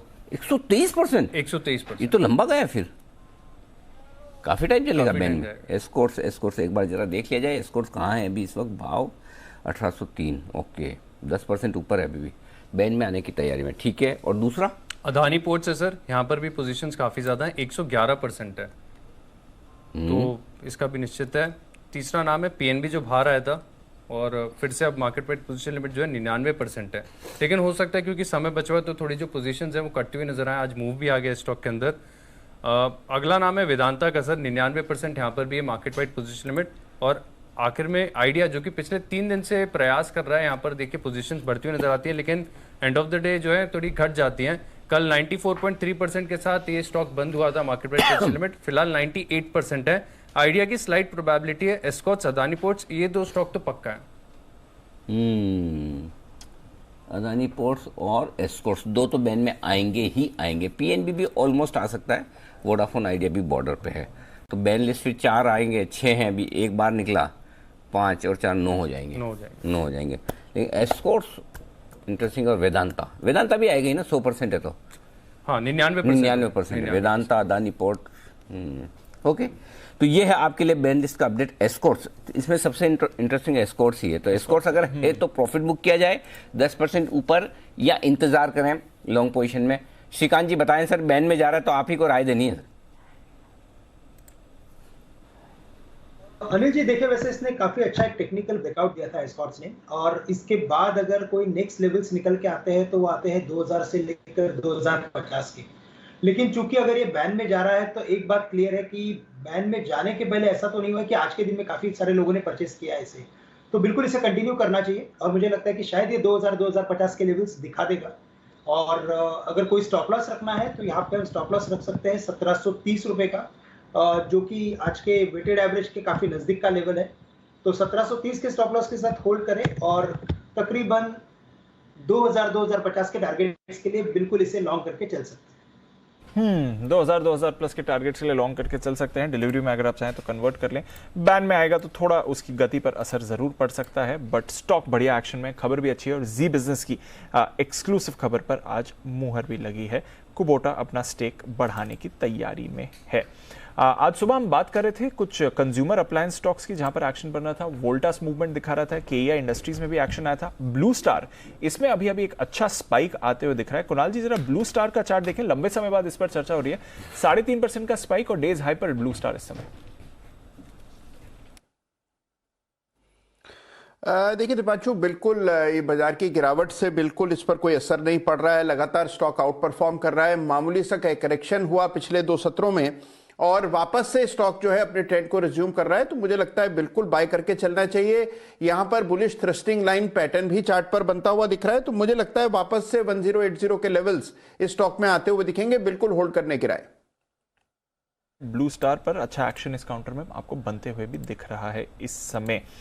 IRCTC की अनिल जी वैसे बात निकली अभी एक इंटरेस्टिंग डेवलपमेंट हुआ है IRCTC की तरफ से, और एक चीज जो आप भी लगातार इसके बारे में कहते हैं कि काफी इनोवेटिव कंपनी है, नए प्रोडक्ट्स, नए इनोवेशंस लेकर आती है ट्रैवल से जुड़े सेक्टर्स के लिए। और एक ऐसा ही काफी बढ़िया इनोवेशन इन्होंने अभी करा है जो मुंबई में ऑलरेडी इंप्लीमेंट कर चुके हैं। आइए इसके बारे में थोड़ी और डिटेल्स में जानते हैं। मानसी हमारे साथ हैं तैयार। मानसी बताइए क्या किया है इस बार IRCTC ने? बिल्कुल दीपांशु, बेहद इंटरेस्टिंग डेवलपमेंट है। IRCTC ने मुंबई में पॉड होटल्स, जो कैप्सूल होटल होते हैं, उनकी शुरुआत की है। आपको बता दें भारतीय रेलवे के सहयोग से IRCTC ने इस फैसिलिटी को मुंबई सेंट्रल रेलवे स्टेशन पर शुरू किया है। और अर्बन पॉड प्राइवेट लिमिटेड जो कि पॉड नाम क्यों रखा है? पॉड सर वो पॉड शॉर्ट फॉर्म में क्या किसी नहीं सर, पॉड उसको कहते हैं ना, जो कैप्सूल जैसे छोटे जापान के जो होते हैं सिंगल। गए नहीं जापान के। जापान ये विजुअल्स हैं इसके, वो फ्लावर पॉड होता है ना, उसका करके उसके एक ही इंसान इसमें रह सकता है, एक छोटा सा एकदम compact. Okay, bunk bed type. Okay, अच्छा, मतलब कॉम्पैक्ट छोटा सा। हाँ। अच्छा, एक आदमी है, एक चार्जिंग पॉइंट है, एक टीवी में। अच्छा, फॉर अ सिंगल पर्सन। जी सर, ट्रैवलर के साथ। Oh interesting. और ये मुंबई सेंट्रल में है। ये मुंबई सेंट्रल में? मुंबई सेंट्रल, ये मुंबई सेंट्रल के ही बिल्डिंग में। कमाल है भाई साहब, जबरदस्त। देश प्रोग्रेस कर रहा है सीरियसली। मतलब ये तो रेलवे स्टेशन पे आप सोच ही नहीं सकते। बाहर से देख के तो पता भी नहीं। हाँ, मतलब वो सैलानी जो बाहर से आ रहे हैं और कुछ दिन के लिए आ रहे हैं और ज्यादा अफोर्डेबल भी हैं, अगर ज्यादा खर्च नहीं करना चाहते और नजदीक रहना चाहते हैं स्टेशन के, तो फिर उनके लिए ये तो सूरत अहमदाबाद वालों के मजे हो गए। मजे हो जाएंगे, बिल्कुल सर। मतलब मुंबई में स्पेशली जो रोज अप डाउन करने वाले हैं, या पुणे से नासिक से, आओ सुबह आराम से ट्रेन में उतरे, फ्रेश हुए, वापस निकल गए, शाम को ले लिए। बिल्कुल, बहुत ही बढ़िया काम है यार। बजट ट्रैवलर्स के लिए बेस्ट है। सबसे बड़ी बात कन्वीनियंस बहुत है, साफ सुथरा, एकदम नीट एंड क्लीन। जी हाँ, बताइए डिटेल पूरी बताइए। हाँ, तो सर ये अर्बन पॉड प्राइवेट लिमिटेड जो कि पॉड डेवलपमेंट कंपनी, उनके साथ मिलकर तैयार किए गए हैं इन होटल्स को। और ओपन टेंडर के जरिए 9 साल के लिए पॉड कॉन्सेप्ट रिटायरिंग रूम की शुरुआत की है, जिसे 3 साल के लिए और एक्सटेंड किया जा सकता है। और Mumbai central railway station building की जो पहली मंजिल है उस पर 3000 वर्ग फुट में ये पॉड होटल का डेवलपमेंट किया गया है। अब एक एक करके इनकी सुविधाएं बता देती हूँ। जो भी आप एक अच्छे होटल में सुविधाएं पाते हैं, वही सारी सुविधाएं यहाँ पर आपको अच्छे रेट्स पर मिल रही हैं। कम कीमत में AC, wifi, luggage room, shower room, सामान्य क्षेत्र में वॉशरूम, गेस्ट टीवी, छोटे locker, mirror, air filter, went, reading lights, ये सब कुछ आपको इन कैप्सूल रूम्स में मिलेगा। अब 3 कैटेगरी है इन पॉड होटल्स में। यहाँ पर करीब 48 पॉड कैप्सूल रूम्स बनाए गए हैं, जिसमें 30 क्लासिक पॉड हैं, 7 लेडीज ओनली पॉड्स हैं, 10 प्राइवेट पॉड्स हैं और 1 पॉड डिफरेंटली एबल्ड गेस्ट के लिए है। ये तो हो गई कैटेगरी की बात। और अब सबसे इंपॉर्टेंट बात, इनके रेट्स कैसे होंगे। पॉड होटल्स की कीमतों की अगर बात करें एक 12 घंटों के लिए कैटेगरी है और एक 24 घंटों के लिए। 12 घंटों के लिए आपको 999 रुपए खर्च करने होंगे और 24 घंटे के लिए 1999। और इसमें भी अगर आप प्राइवेट पॉड होटल की जो स्पेसिफिकेशन है उसे लेते हैं तो उसकी कीमत अलग है। 12 घंटे के लिए 1249 रुपए खर्च करने होंगे और 24 घंटों के लिए 2499। तो आप किसी भी कैटेगरी को ले करीब 1000 से लेकर 2500 तक में आपको ये पॉड कैप्सूल्स में रहने की सुविधा मिलेगी। तो बजट ट्रैवलर्स के लिए बढ़िया ऑप्शन है और मुंबई सेंट्रल में भी है। जैन साहब ट्राई करेंगे इसे? बिल्कुल, इनफैक्ट आपने तो मेरी मन की बात पकड़ ली। मैं सोच ही रहा था कि इसको जरूर से ट्राई तो करना पड़ेगा। अब नेक्स्ट टाइम जब भी बॉम्बे आएंगे कोशिश तो कि दिसंबर के महीने में आके एक बार तो कोशिश करेंगे। And interesting idea, lovely, seriously मजा आ गया। और जो अनिल जी ने कहा कि काफी प्रोग्रेस कर रहा है देश, और ऐसी आइडियाज और ऐसी चीजें अगर होने लग जाए तो लोग बोलते हैं कि इंडिया में तो ऐसा है ही नहीं है, हमारे अब्रॉड में तो ऐसा है, विदेश में ऐसा है, बट ऐसा नहीं है। सो क्रिएटिविटी और काफी इकोनॉमिक है, that's the best part. So let's see. And ये बहुत जरूरी था ऐसा एक कुछ होना, और काफी लोग करते भी है। आसपास की जो होटल्स होते हैं स्टेशन के, वो इसीलिए काम में आती है। तो जब भी कोई ट्रैवल करेंगे, बिजनेस ट्रैवलर्स और उन लोगों के लिए भी बहुत बढ़िया रहेगा। बिल्कुल, तो ट्रैवलर्स के लिए बहुत बढ़िया बजट है और रेट्स भी बहुत बढ़िया है। और 2 विकल्प हैं, 12 घंटे की भी आप बुकिंग ले सकते हैं और 24 घंटे की भी बुकिंग ले सकते हैं। तो IRCTC एक नया इनोवेशन कंपनी की तरफ से आते हुए दिख रहा है, बैन से भी बाहर आ सकता है। नजर रखेंगे इस काउंटर पर भी, एक्शन में आपको आते हुए दिखेगा अगर बैन से बाहर भी आता है ये। तो चलिए बढ़िया है। किरण जी हमारे कभी कभी पुणे से आते हैं, उनके लिए अच्छा है। और जैन साहब तो कह रहे हैं बाकी कोई रुकेंगे नहीं, जैन साहब 5 स्टार वाले हैं, है ना, तो रुकने वाले। और जैन साहब कौन सा ट्रेन से आए? जैन साहब पिछली बार कब ट्रेन से आए थे मुंबई, बताइए जरा। ऐसा कुछ भी आप बोलोगे हम मान लेंगे। अनिल जी आप ऐसे पकड़िए मत, देखिए मैंने तो हाँ, एक बात एक काम करेंगे जैन साहब, आपका इतना मन हो रहा है तो एक काम करेंगे, एक बार हम घूम के चल के आएंगे, देख के आएंगे। वेस्टर्न रेलवे, हाँ वेस्टर्न रेलवे वालों से हम बात करेंगे। भाई हमारे जैन साहब हैं, हमारे बड़े खास मेहमान हैं जो आ रहे हैं जयपुर से, तो एक बार वो देखना चाहते हैं, तो आपको टूर कराएंगे हम वहाँ का। तो चलिए इसी बहाने हम भी देखेंगे। ये बात पक्की, वाकई में मतलब जो चीज बनाई है वो देखने लायक है, वर्थ ट्राइंग है सर, मतलब एब्सोल्युटली नई इनोवेशन भारत में भी अब। तो चलिए नजर है इस पर, एक बढ़िया इनोवेशन IRCTC की तरफ से आती हुई दिख रही है। कुछ स्टॉक्स हैं जहां पर नजर डाल जा रही है क्योंकि वीक बाजार में भी एक्शन दिखा रहे हैं, और उनमें से एक है शिपिंग कॉर्पोरेशन।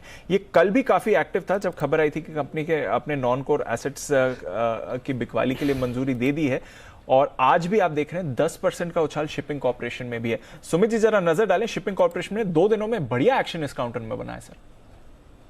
अच्छे वॉल्यूम्स के साथ एक अच्छा स्ट्रॉन्ग कैंडल फॉर्म हुआ है दीपांशु आज, और पिछले 5 दिनों के हाई ब्रेक कर रहा है। आज 140 के ऊपर क्लोजिंग आने का मतलब हो गया नेक्स्ट वीक में 148 से 150 रुपए तक का मूव SCI के अंदर देखने को मिल सकता है। तो पोजीशंस होल्ड करें। नीचे के अंदर जो सपोर्ट बनेगा वो 134 135 का बनेगा, ऊपर में 148 से 150 तक का मूव SCI में नेक्स्ट वीक में देखने को मिल सकता है। तो शिपिंग कॉर्पोरेशन यहां से और थोड़ी रफ्तार पकड़ सकता है। नजर के डाइवेस्टमेंट से जुड़ी पॉजिटिव खबरें कंपनी के लिए आई हैं। आखिरी कुछ मिनट फिर ट्रेड के लिए जल्दी से जान लेते हैं अनिल जी से इस हफ्ते की आखिरी मार्केट स्ट्रैटेजी।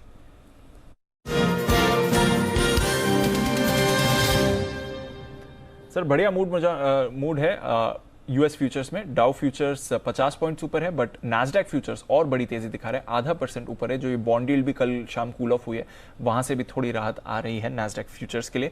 यूरोप में मिला जुला कारोबार है, बट ठीक ठाक एक्शन हो रहा है। कच्चे तेल में आपने गिरावट देखी है, और हमारे बाजार भी थोड़ा सुधरे हैं, बट अभी भी हल्का सा दबाव है। क्या करके जाए सर? सेम बाय, खरीदना है, शॉर्ट काटना चाहिए, लॉन्ग करने की हिम्मत है, ताकत है और टेम्परामेंट है। सबसे बढ़िया। बट टेम्परामेंट इसलिए जरूरी होता है कि ना, एक जमाना था जो ना हिंदुस्तान के प्लेयर्स जाते थे ना ऑस्ट्रेलिया और वेस्ट इंडीज खेलने, तो वो मेलकम मार्शल, गार्नर और कोर्टनी वॉल्श वगैरह उनके नाम से है ना कितनी देर में वापस आना है, वो वाला हाल है। और याद ग्लेन मैग्रा और जेसन गिलेस्पी वगैरह होते थे। तो आपका टेम्परामेंट ही नहीं तो मतलब आपको बॉल ही निकालनी, कितनी निकल जाऊं कितनी टिक जाऊं ऐसा। लेकिन टेम्परामेंट है तो फिर इतनी कम हाइट वाले गावस्कर, इतनी कम हाइट वाले तेंदुलकर क्या कमाल करते हैं। बिल्कुल करेक्ट। तो पहली चीज तो आपका टेम्परामेंट होना चाहिए खरीदारी करने का। अगर आप डर ही लग रहा तो फिर भाई शांति से मार्केट देखो। खेलने उतरोगे तो आउट होंगे। 12वां प्लेयर कभी आउट नहीं हुआ आज तक। सही बात है ना, जो बाहर बैठा हुआ है। तो अगर आप 12th मैन है तो फिर ठीक है, कोई बात नहीं, आराम से बैठे। लेकिन अगर आप खेल रहे हैं तो आउट होने के चांस है। लेकिन वहीं पर आपको रिस्क लेनी है। हेलमेट पहन के जाइए, और हेलमेट है आपका स्टॉप लॉस। जी ठीक है ना, बिल्कुल सिंपल सी चीज़ है। मेरे हिसाब से शॉर्ट काटना चाहिए, मेरे हिसाब से थोड़ा सा लॉन्ग करना चाहिए। अगर आप कर पाएँ तो ग्लोबल मार्केट्स में सपोर्ट दे रहे हैं। वैसे अब अलग बात है कि कल 2 सेशन के बाद हम देखेंगे, बट फिर भी मुझे लगता है कि ये लेवल्स यहाँ रिस्क रिवॉर्ड रेशियो थोड़ा फेवरेबल है, रिस्क कम है। थोड़ा सोमवार को एक आपको मौका मिल सकता है। तो 17,500 का पुट ऑप्शन खरीद कर हेज कर लें, अगर आपने आपको हेज करना चाहते तो। बैंक निफ्टी पर 37,500 का पुट ऑप्शन खरीद के हेज कर लें। क्लोजिंग उतनी बढ़िया नहीं हो रही है, लेकिन उतनी खराब भी नहीं हो रही कि भाई 38,000 के ऊपर निकला भी था। 38,150, 38,200 तक देखा था, वहाँ से सप्लाई भी वापस आ गई। निफ्टी में भी थोड़ा 18,025 तक देखा था, सप्लाई आ गई। तो ये तो आज वॉलेटिलिटी तो है, उसका कोई इलाज नहीं है। लेकिन ठीक है, अगर आप में ताकत थोड़ा लीजिए, ऑप्शन के जरिए लीजिए, जहां आपके रिस्क डिफाइन करके लीजिए तो लेना चाहिए। ठीक, रिस्क डिफाइन करके लीजिए थोड़ा सा, स्टॉप लॉस रिस्क के हिसाब से रखें। बट अब समय नहीं है बेचने का, तो फ्रेश बिकवाली तो बिल्कुल मत कीजिए। ये है आपके लिए सलाह। आइए देखते हैं जय का क्या नजरिया है। स्वागत करते हैं उनका कैश के ऑप्शन के लिए।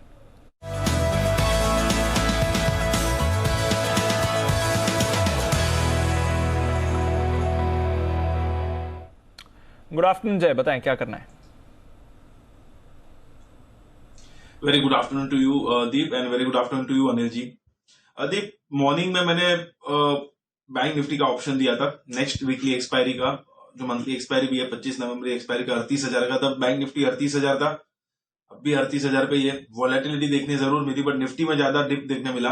बैंक निफ्टी तो कम स्टेबल हुआ। सो वही व्यू है दीप, एंड बैंक निफ्टी कंपैरेटिवली मुझे स्ट्रांग लग रहा है निफ्टी से। निफ्टी हालांकि वीक है, ओवरऑल अगर हम देखें तो लेवल्स नीचे आते जा रहे हैं उसके रेजिस्टेंस के। अब 18,000 से 17,900 हो चुका है। मुझे ऐसा लग रहा है कि बैंक निफ्टी का जो कॉल ऑप्शन है उसके बाद बने रह सकते हैं आप, जो 38,000 का कॉल मैंने मॉर्निंग में दिया था, बिकॉज बैंक निफ्टी वहीं पे है। मुझे आईसीआईसीआई बैंक काफी अच्छा लग रहा है, 770 का कॉल इसका खरीद कर चलना चाहिए। प्राइवेट सेक्टर बैंक्स में I think this is going to be leading from year on. 8 रुपए 25 पैसे के आसपास ट्रेड कर रहा है, 770 का कॉल, इसको खरीद कर चले। दीपांशु, यहाँ पे जो पहले टारगेट्स बनेंगे वो 13 रुपए के रहेंगे, 13, सेकंड टारगेट बनेगा 16, 13, 16, ये 2 टारगेट्स के लिए खरीद कर चले।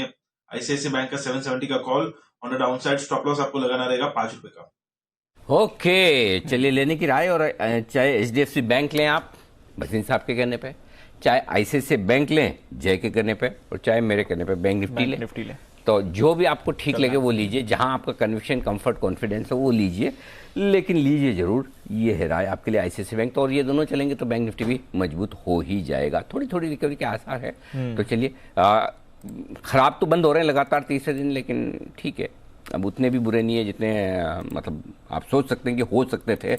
उससे तो थोड़ा बेहतर मामला दिख भी रहा है।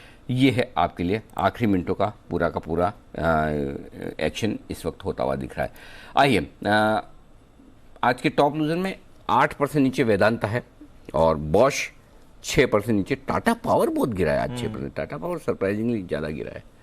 मतलब कोई ऐसी खबर तो सुनने में नहीं आई। टाटा पावर नहीं, ऐसा कुछ नेगेटिव, ऐसा कुछ भी खबर नहीं। थोड़ा रिवर्सल हुआ है सर, सभी काउंटर्स में हुआ है। जो कुछ फेवरेट स्टॉक्स है वहां पर आज आपने ज्यादा वीकनेस आती हुई देखी है। टाटा पावर देख लीजिए, कोफोर्स देख लीजिए, जो वैसे काफी एक्टिव रहता है, उसमें आपने बड़ी गिरावट देखी है। अशोक लेलैंड ले लीजिए, और फार्मा पर ऑफकोर्स आपके लिए सेल कॉल भी आई थी। और टाटा मोटर्स यहाँ पर आज बड़ी वीकनेस आपको आती हुई दिखी है। श्रीकांत जी, टाटा मोटर्स पर क्या करके जाएं? थोड़ा जो ऊपर से करेक्ट हुआ है, ये वापस री एंट्री के लेवल है, थोड़ा और प्रेशर देखते हैं सर इस पे? इसे लॉन्ग किया जा सकता है, और उसका रीजन ये है कि इसने एक रेंज बना के रखी है। 520 530 के करीब इसमें रेजिस्टेंस आता है, 500 505 के करीब इसमें सपोर्ट भी अच्छा आ जाता है। और जैसे इसके फॉर्मेशंस है और वॉल्यूम पैटर्न्स है, वो इंडिकेट कर रहा है कि ये स्टॉक आने वाले दिनों में 560 से लेकर 570 के लेवल्स बिल्कुल दिखा सकता है। आज चूंकि मार्केट में ओवरऑल एक वीकनेस बना है, तो उसमें एक बिकवाली बनी है, लेकिन अगर आप वॉल्यूम कंपेयर करें तो काफी नॉमिनल है एज कंपेयर टू पास्ट। तो बिल्कुल इसे करंट लेवल से लॉन्ग करें, 509 507 के करीब, 500 रुपए के करीब का स्टॉप लॉस रखें। और मैं तो बोलता हूं कि अगर पोजिशनल व्यू ले तो ज्यादा बेहतर होगा, 490 का स्टॉप लॉस रखें 560 के टारगेट्स के लिए, तो बिल्कुल इसे लॉन्ग किया जा सकता है। लॉन्ग किया जा सकता है टाटा मोटर्स को। आइए एक बिगुल सुमित जी के लिए, सुमित के सुपर हिट।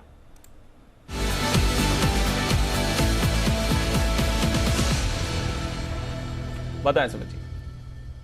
दीपांशु, डेज लो के पास मार्केट आ गया और जो स्टॉक में दे रहा हूं वो तो वैसे भी एक वीक स्टॉक है। स्टॉक का नाम है स्टार, स्टॉक का भाव है 495 496। इसको बिकवाली करके चलने का सलाह रहेगा। सेल वाला स्टॉक है, वीक काउंटर है और डेज लो के पास ट्रेड कर रहा है। मेरे को लग रहा है अगले हफ्ते में ये स्टॉक यहां से और नीचे के लेवल दिखाएगा, जिसके अंदर 480 से लेके 470 तक के लेवल स्टार में देखने को मिल सकते हैं। तो बिकवाली करें, 510 का स्टॉप लॉस लगाएं, 480 से लेके 470 तक के लेवल शॉर्ट टर्म में ट्रेडिंग के लिहाज से स्टार में देखने को मिल सकता है। तो 480 470 के टारगेट्स के लिए स्ट्राइड्स यहां पर करनी है बिकवाली। प्रेशर में आ रहा है काउंटर। आइए फिर क्लोजिंग की तरफ बढ़ें और एक और सुस्ती वाला दिन आपने देखा है। ये पूरे हफ्ते हमने बाजार का ट्रेंड देखा है। चारों के चारों दिन थोड़ी ठीक ठाक शुरुआत होती है, फिर वहां से वीकनेस आती है और लगातार बाजार थोड़े थोड़े करके ट्रेंड लोअर करते हुए देखें। आज भी अगर आप देखें तो सिर्फ 7 स्टॉक्स हैं जहां पर पॉजिटिव क्लोज रहा है। SBI 1% ऊपर, HDFC बैंक करीब आधा % ऊपर, IOC, पावर ग्रिड, डिबीज और लार्ज कैप्स की बात, जो सहारा देने वाले स्टॉक्स की बात करें तो रिलायंस इंडस्ट्रीज और HUL, साथ ही HDFC बैंक, इन तीनों से थोड़ा सहारा आपको मिलते हुए दिखा है। पर बाकी निफ्टी स्टॉक्स में भारी गिरावट थी और ऑटो स्टॉक्स जहां पर आज वीकनेस आई है, पर यह हफ्ता अच्छा रहा है। टाटा मोटर्स टॉप लूजर 4% की गिरावट के साथ, M&M में 3.5% की गिरावट आपने देखी है। मारुति में भी आज थोड़ी मुनाफा वसूली आई है। आइशर मोटर्स भी आपको कमजोर दिखा, साथ ही take Mahindra, HCL take, TCS, Infosys, IT दिग्गजों से आज बिल्कुल सहारा नहीं मिला। फार्मा काउंटर्स बैकफुट पर थे। L&T में भी वीकनेस आती हुई दिखी है। बजाज फाइनेंस और बजाज फिनसर्व ने गिरावट दिखाई और HDFC लिमिटेड से भी कोई सहारा नहीं आते दिखा। तो इन सभी काउंटर्स की वजह से देख रहे हैं आप 160 पॉइंट्स का कट निफ्टी पर है। बैंक निफ्टी रिलेटिवली बेटर रहा। कुछ और वायदा कारोबार के स्टॉक्स की बात करें तो एस्कॉर्ट्स यहां पर आपने 10% की तेजी देखी। जी बिजनेस की एक्सक्लूसिव खबर पर मुहर। कुबोटा ओपन ऑफर ला रहा है, हिस्सेदारी बढ़ा रहा है। चंबल फर्टिलाइजर अच्छा एक्शन इसमें। PNB बैन से बाहर आने के बाद 2.5% का उछाल इस पर दिखा। ग्रैन्यूल्स में पॉजिटिविटी थी। ऑयल प्राइसेस गिरने के बाद आपने पिडलाइट, एस्ट्रल, एशियन पेंट्स सबसे बड़ा एक्शन देखा। 3 दिन की बड़ी। कितना अच्छा लग रहा है। मतलब एक तो मार्केट बंद हुआ, झंझट खत्म, ऊपर से 3 दिन मतलब खुशी, और तीसरी खुशी फिर मस्ती की पाठशाला भी आ रही है। तो जल्दी से बता दूं क्या कुछ होने वाला है। आज है गुरुवार और आज का दिन इसलिए भी खास है क्योंकि आज हम आपके लिए लेकर आते हैं बात दुनिया की। हमारा ग्लोबल पूरी दुनिया का जो शो है 4:30 बजे मिस मत कीजिएगा। बताएंगे आपको दुनिया भर की वो खबरें जो एकदम हटकर होती है, साइंस, टेक्नोलॉजी और हॉलीवुड की। देख लीजिए एक झलक। चीन और पाकिस्तान की दोस्ती में कैसे आई दरार? बुजुर्गों का अकेलापन मिटाते रोबोपेट्स। मिलिए एक अनोखे बॉस से जो थप्पड़ मारने पर देता है मोटी सैलरी। कहां खड़ा किया गया कपड़ों और जूतों का अद्भुत पहाड़, और हॉलीवुड एक्टर की नकली गन से चली असली गोली का रहस्य। देखिए बात दुनिया की, आज शाम 4:26 पर सिर्फ जी बिजनेस पर। मैं तो सिर्फ एक ही खबर के लिए देखूंगा कि कौन सा है वो बॉस जो थप्पड़ मारने पर बोनस देता है? मतलब बड़ा ब्रेव बॉस है जो भी है ये करता है। ताकि अपने को ये तो पता रहे कि अपने को क्या नहीं करना है, क्या नहीं करना है, क्योंकि जितने लोग मेरे अंडर में उससे ज्यादा दीप के अंडर में होंगे। अच्छा चलो मेरे अंडर में है तो मेरे अंडर में ज्यादा सीनियर है डायरेक्टली। दीप के अंडर में यंगस्टर ज्यादा मजबूत है, तो दीप आपको उन्हें दिखाना, पर उन्हें नहीं देखना है, उन्हें देखने नहीं देना है। इंटरेस्टिंग है, तो बात दुनिया की मिस मत कीजिएगा। ऐसी बढ़िया इंटरेस्टिंग खबरें आपको सुनने देखने को मिलती है। आइए, कोरोना के बाद हमारे फूड हैबिट्स, खाने पीने की आदतें बदल रही है। ये आदतें किस तरह से बदल रही है और ये आदतें आपकी कैसी होनी चाहिए, इस पर आज का हमारा विशेष शो है। शाम 5:30 बजे, और नहीं 5 बजे है थाली सेहत वाली, यानी कि आपकी डाइट में, आपकी थाली में क्या कुछ होना चाहिए। श्रेया गोयल होंगी हमारे साथ, जानी मानी डाइटिशियन। डॉक्टर गौतम बंसाली साहब हैं, बॉम्बे हॉस्पिटल के सीनियर फिजिशियन हैं, आप पहचानते ही हैं। मानसी अग्रवाल जी हैं हमारे साथ, जानी मानी न्यूट्रिशनिस्ट। वो आपको बताएगी 5 बजे इन सब के बारे में। और उसके बाद 5:30 बजे हमारा विशेष शो कमोडिटीज़ का, आज आप देखिएगा। और आज के शो में खाने पीने की तेलों में जो इंपोर्ट ड्यूटी कम हुई है, उससे तेलों का इंपोर्ट सस्ता ज़रूर हुआ है, लेकिन इससे थोड़ा सा व्यापार घाटा गड़बड़ होता हुआ दिख रहा है। खाने का इंपोर्ट बिल 63% बढ़ गया है। क्यों बढ़ा है, इससे बचने के क्या है उपाय, इंपोर्ट टेंशन का किचन कनेक्शन। ये हमारा शाम का 5:30 बजे का विशेष शो, और 6:30 बजे है मनी गुरु। इनकम टैक्स डिपार्टमेंट ने टैक्स पेयर्स के लिए एक नया टूल इजाद किया है, एनुअल इंफॉर्मेशन स्टेटमेंट, AIS। अगर मतलब कोई भी आपकी टैक्स की वो मिलान करनी हो तो AIS के जरिए आप कर सकते हैं। इसमें सारे आपके फाइनेंशियल ट्रांजैक्शन की डिटेल होगी। तो अब तक टैक्सेबल इनकम और TDS से जुड़ी जानकारियां आपको फॉर्म 26AS में मिल जाती थी। अब AIS के आने से क्या फॉर्म 26AS खत्म हो जाएगा? AIS से टैक्स पेयर को क्या फायदा होगा? जानकारी गलत होने पर क्या किया जा सकता है? ये फॉर्म डाउनलोड आप कैसे करें? ये सारी जानकारी मिलेगी। बहुत काम का शो है, मिस मत करिएगा। ITR फाइलिंग का वन स्टॉप सॉल्यूशन, और हमारे साथ होगी जानी मानी टैक्स एक्सपर्ट गौरी चड्ढा। आइए 8 बजे। बीते 3 सालों में प्राइवेट स्कूल्स के मुकाबले में पेरेंट्स ने सरकारी स्कूलों को ज़्यादा पसंद किया। ये बड़ा सरप्राइजिंग फैक्ट है। क्या वजह है? ऐसा क्यों कर रहे हैं पेरेंट्स? क्या कोई सरकारी स्कूल में फीस कम है और प्राइवेट में ज़्यादा है, इस वजह से, या वाकई में सरकारी स्कूलों का लेवल बेहतर हो रहा है? इसका 360 डिग्री एनालिसिस होगा। स्कूल सरकारी, प्राइवेट पर भारी। साथ ही मामला क्या है इसमें हम समझाएंगे आपको। कच्चे तेल की कीमतें जो गिर रही है $80 के नीचे, जो ब्रेंट क्रूड आया, उसकी वजह ये आपको बताएंगे। US SPR का संपूर्ण सार। SPR मतलब स्ट्रेटेजिक पेट्रोलियम रिजर्व। अमेरिका में जो भंडार रखते हैं तेल के, या मुसीबत में जब उन्हें तेल की जरूरत पड़े तो होना चाहिए, इसका क्या कनेक्शन है पेट्रोल, डीजल और कच्चे तेल की प्राइसेस से, ये आप जरूर समझिएगा। देखिएगा इंडिया 360 डिग्री।